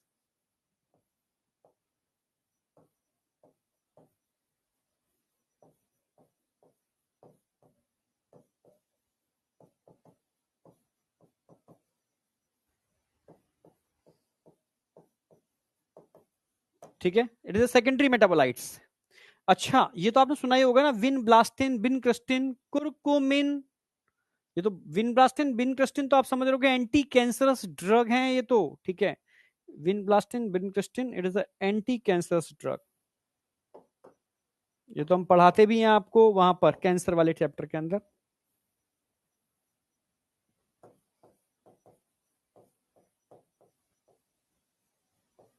ये एंटी कैंसर होता है, विनब्लास्टिन, विनक्रिस्टिन, ठीक है। कुरकुमिन, ये भी एंटी कैंसरस होता है। कुरकुमिन, कुरकुमिन तो मतलब आज की डेट में पूरा, भाई टर्मरिक के अंदर होता है कुरकुमिन, ठीक है। हल्दी का मेन कॉन्स्टिट्यूएंट है कुरकुमिन, सुंदरता के लिए यूज करते हैं। बेहतरीन एंटीबैक्टीरियल होता है, ठीक है, खाओगे तो गट हेल्थ मेंटेन करता है। नैनो फॉर्म में कुरकुमिन लोगे तो कैंसर सेल को मारने का भी काम करता है, ठीक है।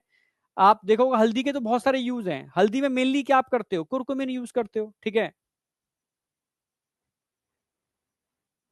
समझ रहे हो ना मेरी बात? हाँ बेटा, इन सब कुछ तभी मैं क्यों कहता हूं, मैं हमेशा कहता हूं कि हल्दी वाला दूध सबको दो, ठीक है, हल्दी की चाय सबको दो, ठीक है। डिफरेंट टाइप के डिसऑर्डर में काम आती है, ठीक है। सुबह सुबह आप हल्दी की, एक हरी हल्दी आती है मार्केट में, ठीक है, उसे कूट के या कद्दूकस में उसको दूध में डाल करके या एक कप चाय ग्रीन टी बना और इसमें डाल दो, ठीक है। तो ये बहुत बेनिफिशियल होती है, लोगों को लेनी चाहिए, ठीक है। पहले लोग नहीं समझते थे, लोग जानते नहीं थे। अब तो बड़ी बड़ी फिल्म इंडस्ट्री में लोग इसको यूज कर रहे हैं, बड़े बड़े आर्टिकल निकलते हैं इसके ऊपर, ठीक है। हाँ, हल्दी का दूध बड़ा कॉमन हो गया है, ठीक है। मतलब छोटी मोटी चीजें तो होती ही नहीं है उसकी वजह से, सर्दी खांसी जुकाम टाइप चीजें नहीं होती हैं। मतलब यहाँ तक के लोगों ने कहा है जिनको बहुत लंबे समय से कोल्ड था, वो भी चला गया, यस, अगर आप रेगुलर इसको यूज करते हो तो। और आपकी इम्यूनिटी को स्ट्रॉन्ग करती है कुरकुमिन, ध्यान रखना, बहुत सुपर, मतलब कह सकते हो कि मतलब ड्रग्स है एक तरीके से, ठीक है। सेकेंडरी मेटाबोलाइट्स है जो हल्दी के अंदर मिलता है। अब पॉलीमेरिक सब्सटेंस तो आप समझते हो, ठीक है, रबर है, गम है, सेलुलोज है, ठीक है। ये सब क्या है? ये प्रोटेक्शन के लिए होते हैं, प्रोटेक्शन के लिए होते हैं, आप समझ रहे हो। सब क्या है? प्रोटेक्शन के लिए, प्रोटेक्शन।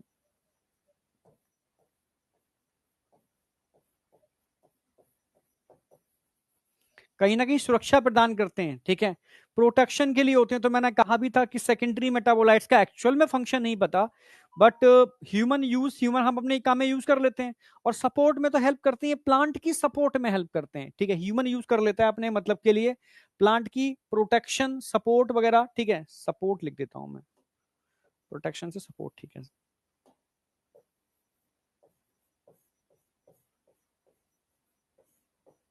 ये सब क्वेश्चन बहुत, मतलब मान के चलो लगभग हर साल पूछा जाता है। हाँ,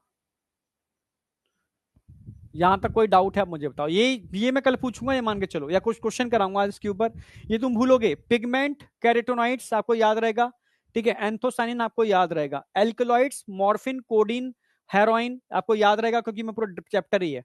टर्पेनॉइड्स, मोनोटर्पिन, डाइटर्पिन याद रहता है, पर क्वेश्चन आता भी नहीं है क्योंकि इसे मैच करता है। एसेंशियल ऑयल लगभग मैक्सिमम बच्चे जानते हैं, जो घरों में सुगंध और इनके बड़ा शौकीन होते हैं, तो लेमन ग्रास ऑयल यूज करते हैं, ठीक है। टॉक्सिन में क्वेश्चन इसी पर आता है सबसे ज्यादा, टॉक्स इसके ऊपर, इस पर क्वेश्चन जब पूछा गया, इस पर और ड्रग्स के ऊपर, इस पर, ठीक है। एब्रिनडिसिन, ठीक है, ये पॉइजन है, सेल साइकिल इनहिबिटर है, कैस्टर ऑयल के अंदर होते हैं, ठीक है। कॉनकेनाविलिन ए, ये लैक्टिन्स हैं, ठीक है, कार्बोहाइड्रेट बाइंडिंग प्रोटीन्स होते हैं प्लांट के अंदर, ठीक है। ड्रग्स में विनब्लास्टिन, विनक्रस्टिन, सदाबहार प्लांट आता है, सदाबहार प्लांट, उससे आइसोलेट करते हैं। विनब्लास्टिन, विनक्रस्टिन आज की डेट में हम कैंसर के ट्रीटमेंट में यूज करते हैं, ठीक है। कर्क्यूमिन तो बहुत इंपॉर्टेंट है भाई, ठीक है, हल्दी से आइसोलेट करते हैं कर्क्यूमिन को, ठीक है। ये भी सुपर ड्रग है, एंटीबैक्टीरियल, एंटी कैंसरस है।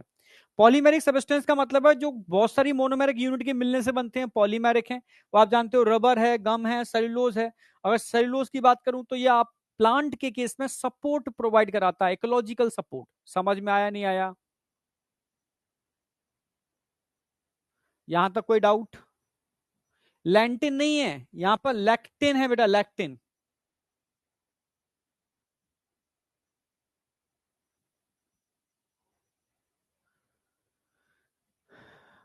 यहां तक कोई डाउट?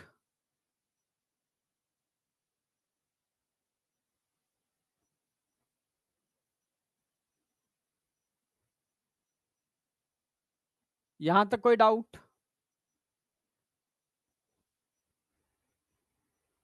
देखो, कैस्टर ऑयल प्लांट के केस में सेल साइकिल इनहिबिटर है, ठीक है।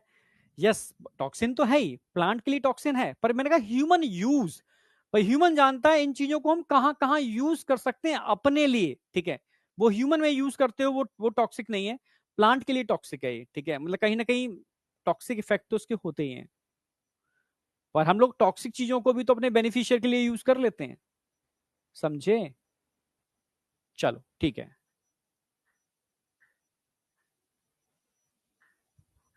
हाँ, घर में पाउडर वाला भी कर सकते हो, नहीं है हरा वाला तो पाउडर यूज कर सकते हो, ठीक है, पर हल्दी बहुत जरूरी है। यहां तक कोई डाउट है किसी को? ये बताओ। एक पार्ट हमारा खत्म हो गया, प्राइमरी एंड सेकेंडरी मेटाबोलाइट्स वाला, इसमें कोई डाउट है किसी को? बैक स्लाइड में क्या करोगे? ये देख लो, अगर छूट रहा है तो। ये क्वेश्चन बहुत है, ठीक है, इंपॉर्टेंट है। प्राइमरी सेकेंडरी, पर प्राइमरी सबके अंदर बनते हैं, सेकेंडरी एनिमल में नहीं बनते, मेटाबॉलिक रिएक्शन में यूज होते हैं, यहां इन्वॉल्व नहीं होते। इनका रोल आइडेंटिफिएबल है, मतलब कहीं ना कहीं ग्रोथ डेवलपमेंट रिप्रोडक्शन में होता है, इनका नॉन आइडेंटिफिएबल है, बस आप सपोर्ट में कह सकते हो यूज करते हैं। ये लार्ज क्वांटिटी में बनते हैं, ग्रोथ फेज में बनते हैं, स्टेशनरी फेज में बनते हैं, लेस क्वांटिटी में बनते हैं। ये प्रोटीन, अमाइनो एसिड, ग्लूकोज, समझ रहे हो ना? ये सब क्या है? न्यूक्लिक एसिड, सिंपल शुगर है, सिंपल वो है, प्राइमरी मेटाबोलाइट्स हैं।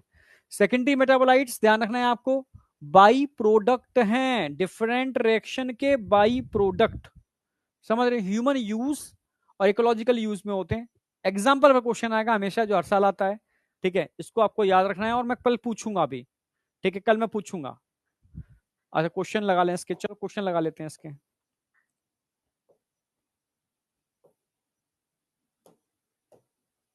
जरा बताओ, कॉनकेनाविलिन ए, ये दो, ये सब पीवाईक्यू लगवा रहा हूं तुमसे जो आए हुए हैं अब तक, देखते हैं लगा पाते हो नहीं लगा पाते हो। कॉनकेनाविलिन ए क्या है? एल्कलॉइड है, एसेंशियल ऑयल है, लैक्टिन है, पिगमेंट है? ऐसे क्वेश्चन आएंगे। मैं डराऊंगा नहीं आपको, रियलिटी दिखाऊंगा, एक्चुअल में ऐसे क्वेश्चन आएंगे। 2019 का क्वेश्चन है, लैक्टिन है, हो गया ना? कोई डरने वाली बात है क्या? सिंपल टेबल से डायरेक्ट क्वेश्चन आएगा। और सेकेंडरी मेटाबोलाइट्स, ये भी आया हुआ क्वेश्चन है, लिखा नहीं है मैंने आगे। Secondary metabolites that act as a toxin is, बताओ कौन है? ये तो लास्ट ईयर और लास्ट के लास्ट ईयर भी आया हुआ है, तो लास्ट के लास्ट ईयर। हाँ, एब्रिन, अभी बताया मैंने, एब्रिन। कैरोटीनॉइड्स है नहीं, कुरकुमिन है नहीं, ठीक है, मोनोटर्पिनॉइड्स है नहीं, एब्रिन है, ठीक है। सेल साइकिल इनहिबिटर पॉइजन है। चलो, secondary metabolites that is alkaloid in nature, बता कौन इसके अंदर एल्कलॉइड है?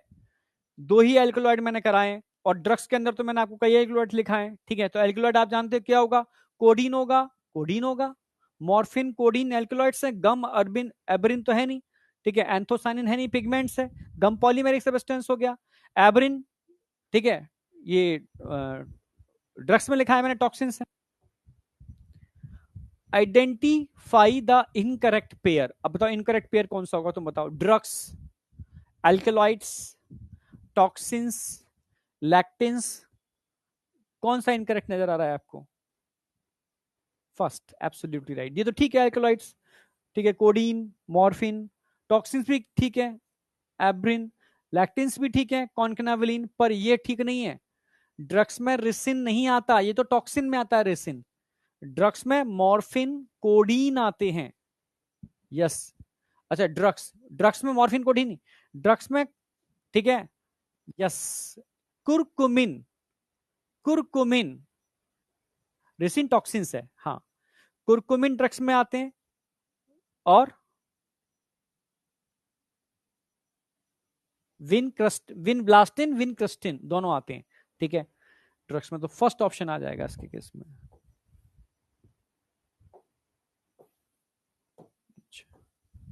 विच of the following is not a secondary metabolites of plant cell, जरा बताओ, सेकेंडरी मेटाबोलाइट्स है ही नहीं प्लांट सेल का।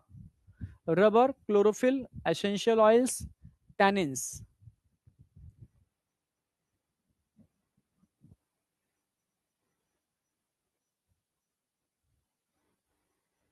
जरा बताओ, rubber, essential oil, chlorophyll and tannins, which of the following is not secondary metabolites of plant cell?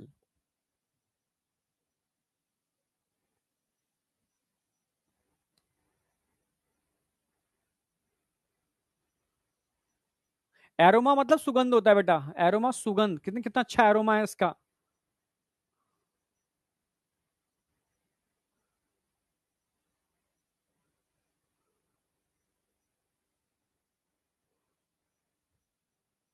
Yes, second होगा chlorophyll, ठीक है, ये क्लोरोफिल जो है ना, टैनिन्स तो सेकेंडरी मेटाबोलाइट्स हैं, एसेंशियल और सेकेंडरी मेटाबोलाइट्स हैं, रबर सेकेंडरी मेटाबोलाइट्स हैं, क्लोरोफिल पिगमेंट हैं, पर सारे पिगमेंट सेकेंडरी मेटाबोलाइट्स नहीं, क्लोरोफिल तो मेन कंपोनेंट है, ठीक है, जो ऑल करेक्ट कैसे हो जाएंगे, हाँ, पिगमेंट में जैंथिन, और अभी बताया ना, अभी बता तो चुका हूं मैं तुम्हें यार, रबर, गम, सेलुलोज, ये तो उसमें आगे कहां गया, पिगमेंट, कैरोटीनॉइड्स, एंथोसाइनिन, ये आते हैं, क्लोरोफिल नहीं है, ठीक है, टैनिन्स भी तो प्लांट से ही निकल रहे हैं।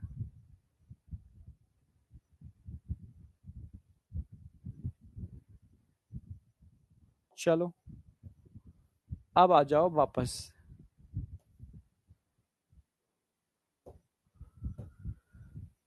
अब आ जाओ वापस,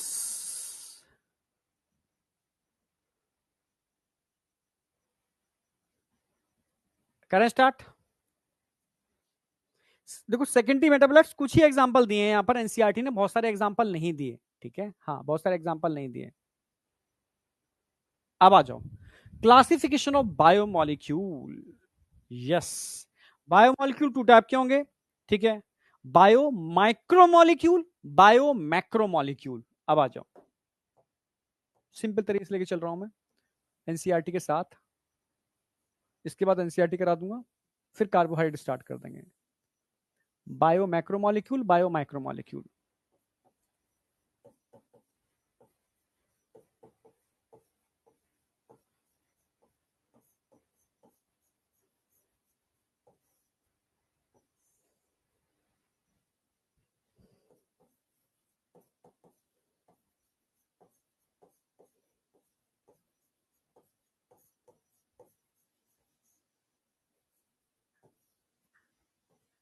अगर माइक्रोमोलिक्यूल की बात करता हूं तो एनसीईआरटी क्या बोलती है, इनका मॉलिक्यूलर वेट कितना होगा,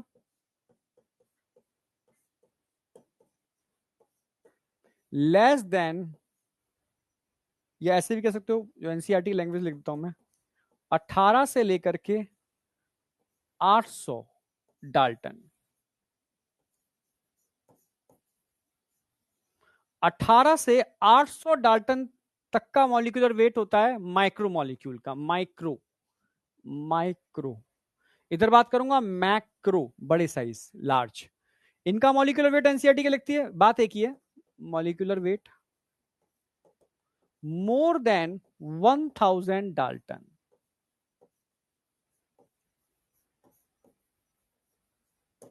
इसमें तो कोई डाउट होगा ही नहीं, ठीक है। इसके अलावा अगर मैं बात करूं, जरा बताओ, ये एसिड सॉल्युबल पूल में होते हैं, acid insoluble? Present in acid soluble pool, present in acid insoluble pool।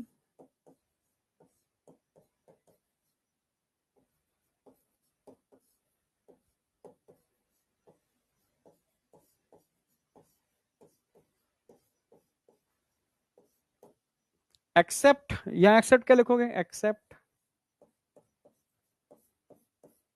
Lipid, क्योंकि लिपिड कहां मिलते हैं? एसिड सॉल्युबल पूल में मिलते हैं। यहां तक कोई डाउट?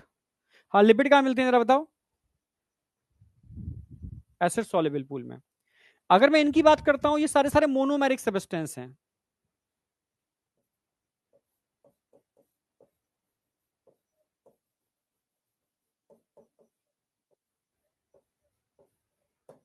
ये सारे सारे पॉलीमेरिक सब्सटेंस हैं।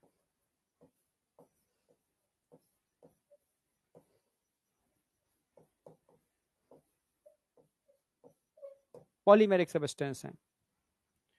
भाई मोनोमेरिक क्या होते हैं? जो सिंगल सिंगल यूनिट के मिलने से बनते हैं, मोनोमेरिक हैं। जो सिंगल यूनिट के मिलने से बनना है, मोनोमेरिक है। ये मोनोमेरिक है, मोनोमेरिक है, मोनोमेरिक है, मोनोमेरिक है। पॉलीमेरिक क्या होते हैं? जो कई यूनिट के पॉलीमराइजेशन से बनते हैं, वो पॉलीमेरिक हैं।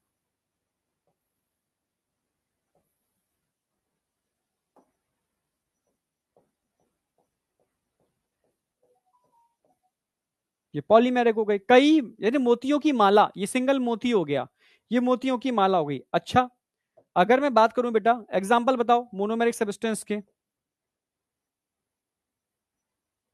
Simple sugar, glucose. और एग्जांपल बताओ, ठीक है। ग्लूकोज के अलावा मोनोमेरिक का अमाइनो एसिड, ये भी मोनोमेरिक है। और बताओ भाई, लिपिड मोनोमेरिक होते हैं, पॉलीमेरिक होते हैं? लिपिड मोनोमेरिक होते हैं, लिपिड पॉलीमेरिक नहीं होते। लिपिड, ठीक है, मोनोमेरिक होते हैं।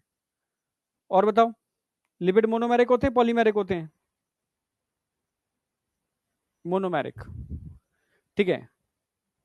और आप जानते हो ग्लूकोज के पॉली, अच्छा मोनोमेरिक में, और बताओ एक दो और मैं बता दूं, न्यूक्लियोटाइड।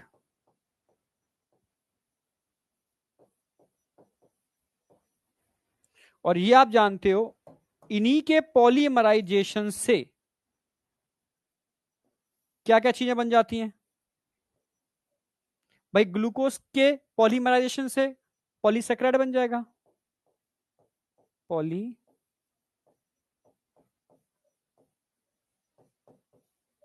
सैकराइड्स। अमाइनो एसिड के पॉलीमराइजेशन से प्रोटीन बन जाएंगे। न्यूक्लियोटाइड के पॉलीमराइजेशन से न्यूक्लिक एसिड बन जाएंगे।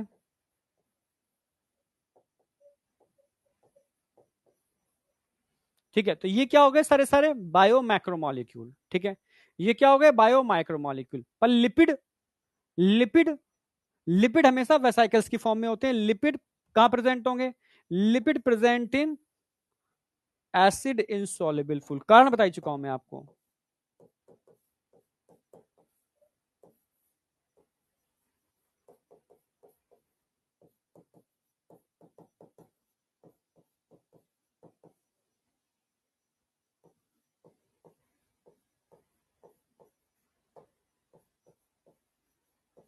एसिड इनसॉल्युबल पूल में मिलेगा लिपिड, ठीक है।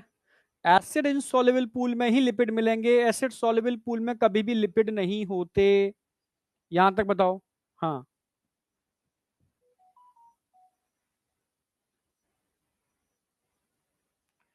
अब बताओ, यहां तक किसी को कोई भी डाउट है तो मुझे बताओ। लिपिड का सारा कंसेप्ट मैं बता चुका हूं आपको ऑलरेडी पहले से ही।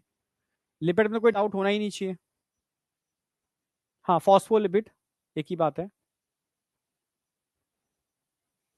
No doubt. सिंपल है। अब बात करेंगे, ये बेसिक है, ठीक है, बायो मैक्रोमोलिक्यूल, बायो माइक्रोमोलिक्यूल। अब बात आती है, आज से जो स्टार्ट करना था मैं, कार्बोहाइड्रेट। अब आ जाओ, कार्बोहाइड्रेट की कहानी आएगी। है क्या कार्बोहाइड्रेट? ठीक, कार्बो मतलब कार्बन, हाइड्रेट मतलब वाटर। समझ रहे हो?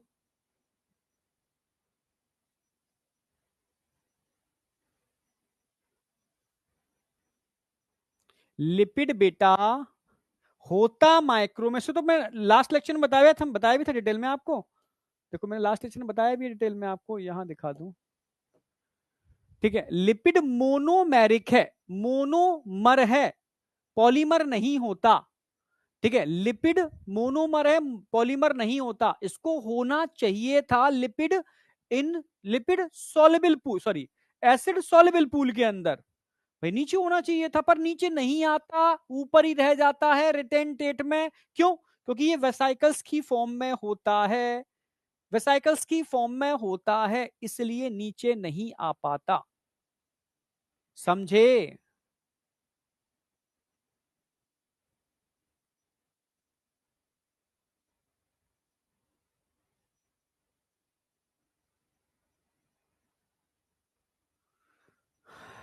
चलो अच्छा, एक चीज बता दूं, जैसे एनसीईआरटी में एक चीज और दे रखी है, वो भी मैं ऐड कर ही दूं उसके अंदर, मैक्रो माइक्रो मॉलिक्यूल में, तब कार्बोहाइड्रेट चालू करूं। एनसीईआरटी कहती है कि मान लो आप एक शेल ले रहे हो, एनसीईआरटी कहती है, एक बीकर में, एनसीईआरटी का ही लैंग्वेज क्या दूं, एनसीईआरटी का जो पैरा है ना, उसमें वो कहना चाह रही है कि एक बीकर है, इसमें हमने सेल ले ली।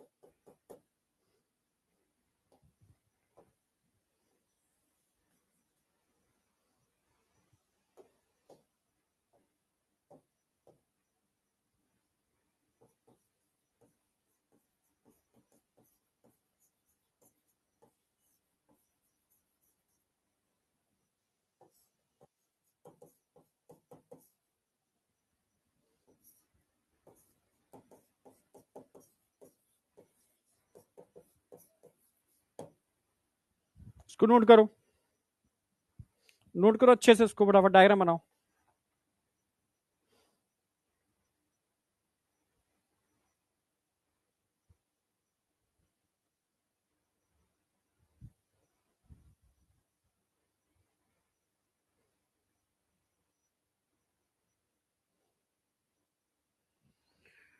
नोट करो उसको। अब बताओ लिपिड वेसाइकल, ये क्या हो गया? एग्रीगेशन हो गया।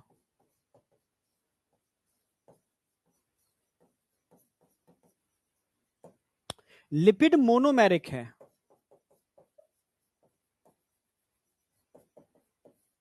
ठीक है भाई, एग्रीगेशन हो गया ना इसका। ठीक है, लिपिड वेसाइकल्स कहां प्रेजेंट होंगे भाई? ये मोनोमेरिक है पर, ठीक है, ये कहां प्रेजेंट होंगे? प्रेजेंट इन, ये पॉलीमेरिक नहीं बोलेंगे, ये तो एग्रीगेशन हो गया इनका, ठीक है। प्रेजेंट इन एसिड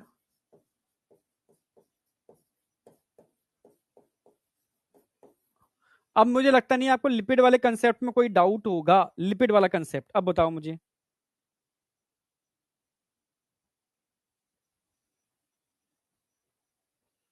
अब ये बताओ, यहां तक कोई डाउट है किसी को? नोट कर लो उसको, क्योंकि लिपिड पे ही बच्चा कंफ्यूज होता है। लिपिड पे मुझे लगता नहीं आपको डाउट आना चाहिए, नो डाउट।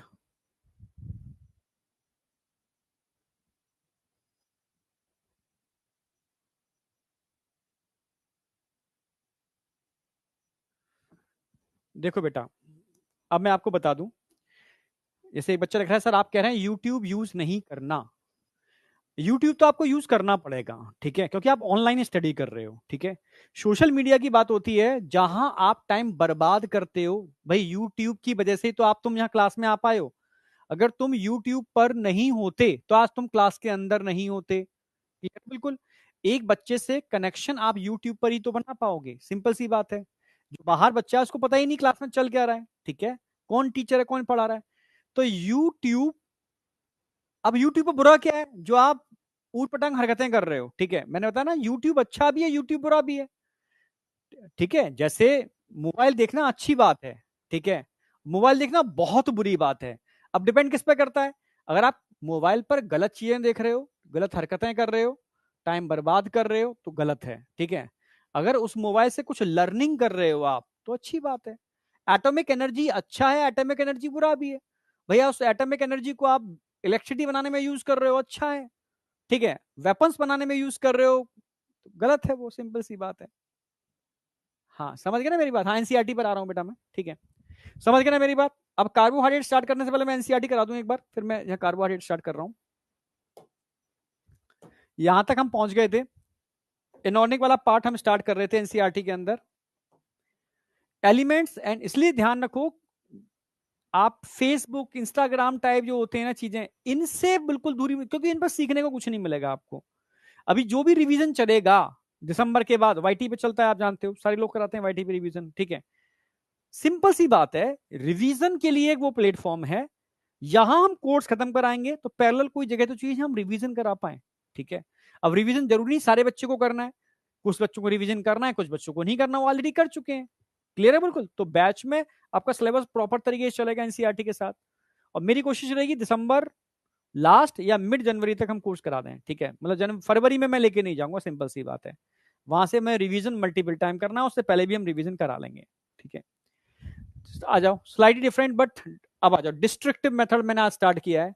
डिस्ट्रक्टिव एक्सपेरिमेंट यह हमने किया है। सबसे पहले हम क्या करेंगे भाई?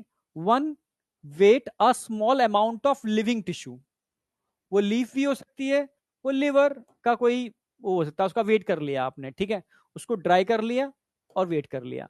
ऑल द वाटर एवेपोरेट, सारा सारा पानी निकल गया उसका। The remaining material give dry, अब ड्राई वेट ले लो उसका, जो ड्राई हो गया उसका वेट ले लो, पहले आपने उसका वेट ले लिया, ठीक है, अब ड्राई करके वेट ले लो। Now if the tissue is fully burn, आप टिश्यू को पूरा जला दो, उसके बाद तो क्या बनेगा? कार्बन कंपाउंड तो निकल जाएंगे, एवापोरेट हो जाएंगे गैसेस की फॉर्म में। CO2 वाटर वेपर्स तो निकल गए जलाने पर, ठीक है, रिमूव हो गए। व्हाट इज रिमेनिंग, बचेगा क्या आपको उसके अंदर? ऐश बचेगी, राख, ऐश मतलब राख। दिस ऐश यानी राख जो बर्तन मांजने में यूज करते थे जलाने के बाद, इसमें क्या प्रेजेंट होगा? इसमें प्रेजेंट होगा inorganic elements, calcium, magnesium etcetera. Inorganic compound like sulphate, phosphate etcetera, ये सब बचेंगे इसके अंदर। Are also seen in acid. अच्छा ये कहां मिलेंगे acid? Soluble, insoluble? Acid soluble fraction में देखने को मिलेंगे। यहां पर हमने एश मेथड से इनको अलग कर लिया है। देयरफॉर एलिमेंट्स एनालिसिस गिविंग, ठीक है, give elemental composition of living tissue in the form of hydrogen, oxygen, ठीक है, और क्लोरीन, कार्बन एटसेट्रा, इसको हमने टेबल में मेंशन कर दिया है. while analysis of compound giving in idea of the kinds of organic and inorganic constituents जो टेबल में मेंशन है 9.2 में, प्रेजेंट इन लिविंग टिश्यू, ठीक है. From a chemistry point of view one can identify functional group like aldehyde, ketone, ये मैं पढ़ाऊंगा आपको, ठीक है, aldehyde, ketone, aromatic compounds etcetera, ये आप केमिस्ट्री में पढ़ते हो और हम अभी आगे पढ़ाने वाले हैं, ठीक है. But from the biological point of view, आप यहां तो बायोलॉजी पढ़ रहे हो, we shall classify them into amino acid, nucleotide, fatty acid etcetera, यहां तो हम ये पढ़ाएंगे आपको. और अमाइनो एसिड में मैं पढ़ाऊंगा डिटेल में, अमाइनो एसिड का स्ट्रक्चर क्या होता है, फंक्शनल ग्रुप क्या होता है, ऐसी प्रोटीन का, ऐसे सब का ये हम डिटेल में लेके चलेंगे, फैटी एसिड का, ठीक है. तो यहां समझ में आ गया आपको इनकी एनालिसिस. आगे बढ़ रहे हैं हम. Primary and secondary metabolites, the most existing, ठीक है, aspect of chemistry idea which isolating thousands of compound small and big, ठीक है, from living organism, determining their structure and if possible synthesizing them, ठीक है. हम सबसे पहले क्या करते हैं, जैसे जो मेरा काम था, हम प्लांट्स के एक्सट्रैक्ट निकालते थे, ठीक है. एक्सट्रैक्ट निकालने के बाद उनमें से भाई लिविंग ऑर्गेनिज्म में डिटरमाइन करते थे उनके स्ट्रक्चर, वो कौन कौन से फाइटोकेमिकल्स हैं, उनके स्ट्रक्चर क्या है, ठीक है. उनके स्ट्रक्चर को हम केमिकली अगर पॉसिबल है तो हम इसको सिंथेसाइज भी करते थे और डिफरेंट ड्रग्स में यूज करते थे, ठीक है. If one were to make a list of biomolecule, such a list, ठीक है, would have thousands of organic compound including, इसमें क्या क्या होंगे बायोमोलिक्यूल में, ठीक है, अमाइनो एसिड आएंगे, सुगर आएंगी एटसेट्रा, ठीक है. For reasons that are giving section हम ऑलरेडी दे रखे हैं, ठीक है, सेक्शन इसके अंदर, we can call these biomolecules as metabolites. मैंने कहा था भाई बायोमोलिक्यूल्स जो सारे लिविंग सेल्स में होते हैं, जो एक फॉर्म से दूसरी फॉर्म में कन्वर्ट होते हैं, ठीक है, वो सब क्या है बेटा, मेटाबोलाइट्स हैं. In animal tissue one notice the presence of all such category of compound so in figure this, ठीक है. देयर आर प्राइमरी मेटाबोलाइट्स, जो कन्वर्ट होते हैं उनको क्या बोलते हैं, प्राइमरी मेटाबोलाइट्स बोलते हैं. पर सेकेंडरी मेटाबोलाइट्स ध्यान रखना है आपको, इन रिएक्शन में पार्टिसिपेट नहीं करते, वो किसी भी प्लांट का, फंगस का या माइक्रोब्स का ड्यूरिंग रिएक्शन बाई प्रोडक्ट है. However when one analysis plant, fungal and microbe cell, ठीक है, किसकी बात की हमने, analysis of plant, fungal and microbial cell, one would see thousands of compound other than these primary metabolites, primary metabolites के अलावा, यानी जो एनिमल में नहीं मिलते, वो एल्कलॉइड्स हो सकते हैं, फ्लेविनॉइड्स हो सकते हैं, रबर हो सकते हैं, एसेंशियल ऑयल हो सकते हैं, ठीक है, एंटीबायोटिक्स हो सकते हैं, कलरिंग पिगमेंट हो सकते हैं, ठीक है, समझ रहे हो, हाँ, स्पाइसेस हो सकते हैं. These are called secondary metabolites.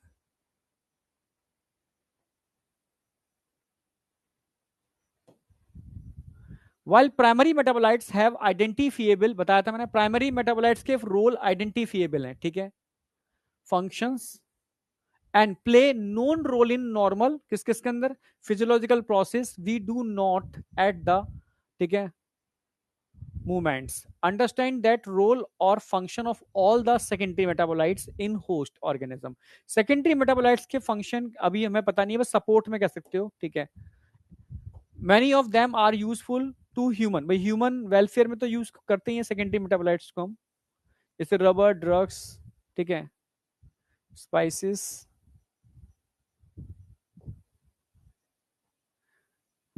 Pigments. Some secondary metabolites have ecological importance. Ecological importance मैंने आपको बताई दी है. इकोलॉजिकल सपोर्ट, इकोलॉजिकल सपोर्ट का मतलब है support. In the later chapter and years you will learn more about this, ठीक है. ये आपको याद रखने हैं जो इन्होंने यहां दे रखे हैं टेबल में. लगभग हर साल यहां से आपको एक क्वेश्चन मिल जाएगा, ठीक है, यहां से हर साल क्वेश्चन मिल जाएगा. अच्छा, अब क्लासिफिकेशन की बात क्या कर रहे हैं ये, there is one feature common to all those compound find in acid soluble pool, they have molecular weight range from, भाई सॉल्युबल पूल में कौन होंगे, 18 से लेकर के 800 डाल्टन तक के मॉलिक्यूल, ये किस में आएंगे, एसिड सॉल्युबल पूल के अंदर, ठीक है, किसके अंदर आएंगे, found in the acid soluble pool, मतलब micromolecule. The acid insoluble fraction has only 4 type of organic compound, जैसे protein, nucleic acid, polysaccharide, lipid, ये कहां मिलेंगे आपको, एसिड insoluble पूल, यानी रिटेंटेड में मिलेंगे, जो फिल्टर रेट में नहीं आ पाए थे, ठीक है। These classes of compound with the exception of lipid, ध्यान रखना है यहां पर, यहां लिपिड हमेशा एक्सेप्शन में आएगा, have molecular weight in a range of, भाई अगर मैं इसकी बात करूं, ठीक है, रेंज ऑफ 10,000 डाल्टन एंड एवब, इसका मॉलिक्यूलर वेट 10,000, मैंने क्या लिखा है इसमें 8, ठीक है 80, ठीक है, have molecular weight in the, ठीक है, for this very reason biomolecule chemical compounds found in living organism are of two type, one those have molecular weight less than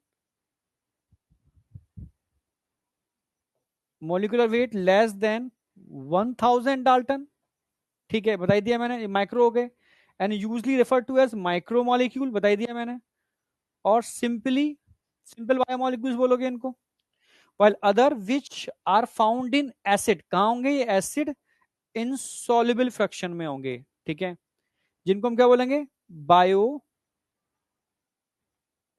macromolecule, अच्छा नहीं, एसिड insoluble फ्रैक्शन, ठीक है, on the other hand molecular weight less than 1000 dalton, ठीक है, ये तो हो गए micromolecule and are usually refer to the biomacromolecule, ठीक है। अब आ जाओ biomolecule, while those which are found in acid insoluble fraction, उनको बोलेंगे बायोमैक्रोमोलिक्यूल, ठीक है, मैंने टेबल फॉर्म में दोनों करा दिए, ठीक है, ठीक है। अगर मैं लिपिड वेसाइकल्स की बात करता हूं तो इनका मॉलिक्यूलर वेट बहुत ज्यादा हो जाता है, क्योंकि वेसाइकल्स होते हैं, ठीक है, अप्रोक्सीमेटली कह सकते हो range of 10,000 dalton and above. The molecules in the insoluble fraction with the exception of lipid are polymeric substance, ठीक है, भाई एक्सेप्शन ऑफ लिपिड,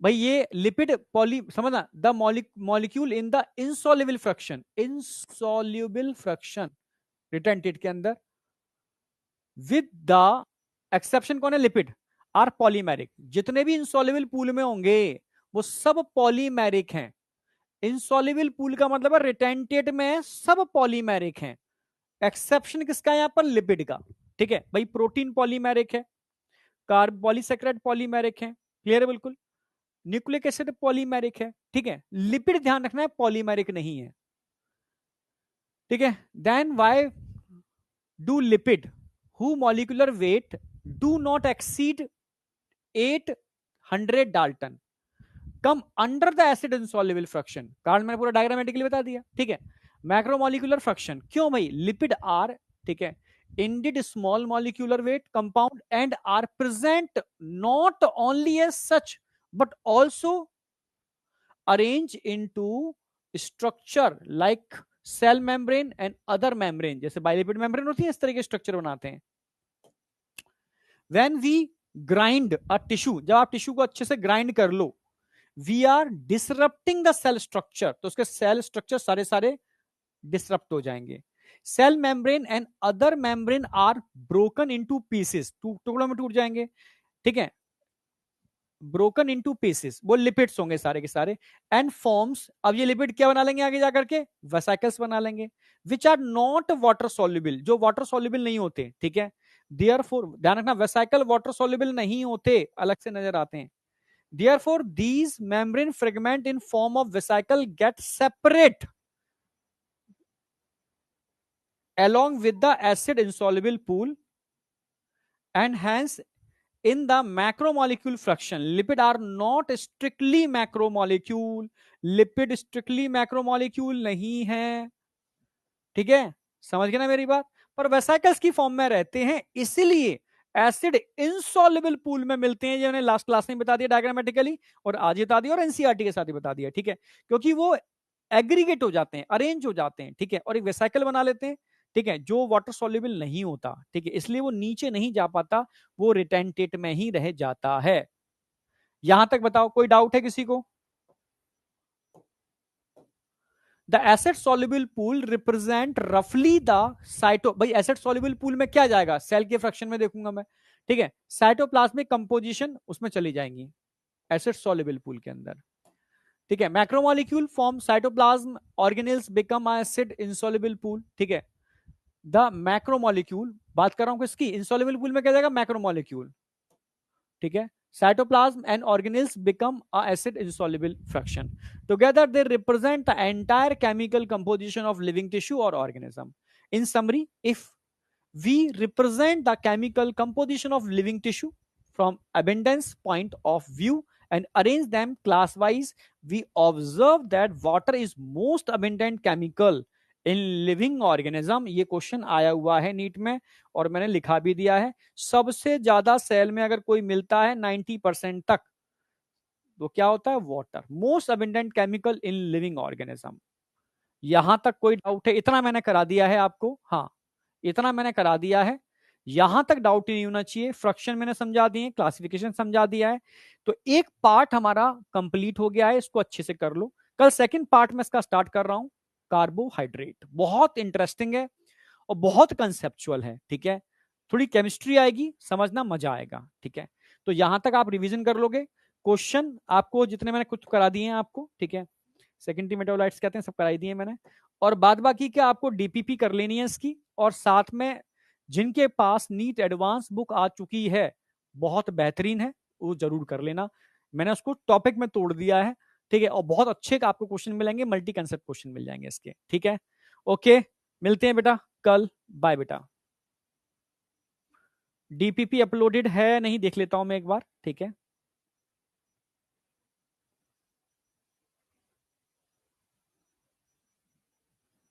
ओके, चलो।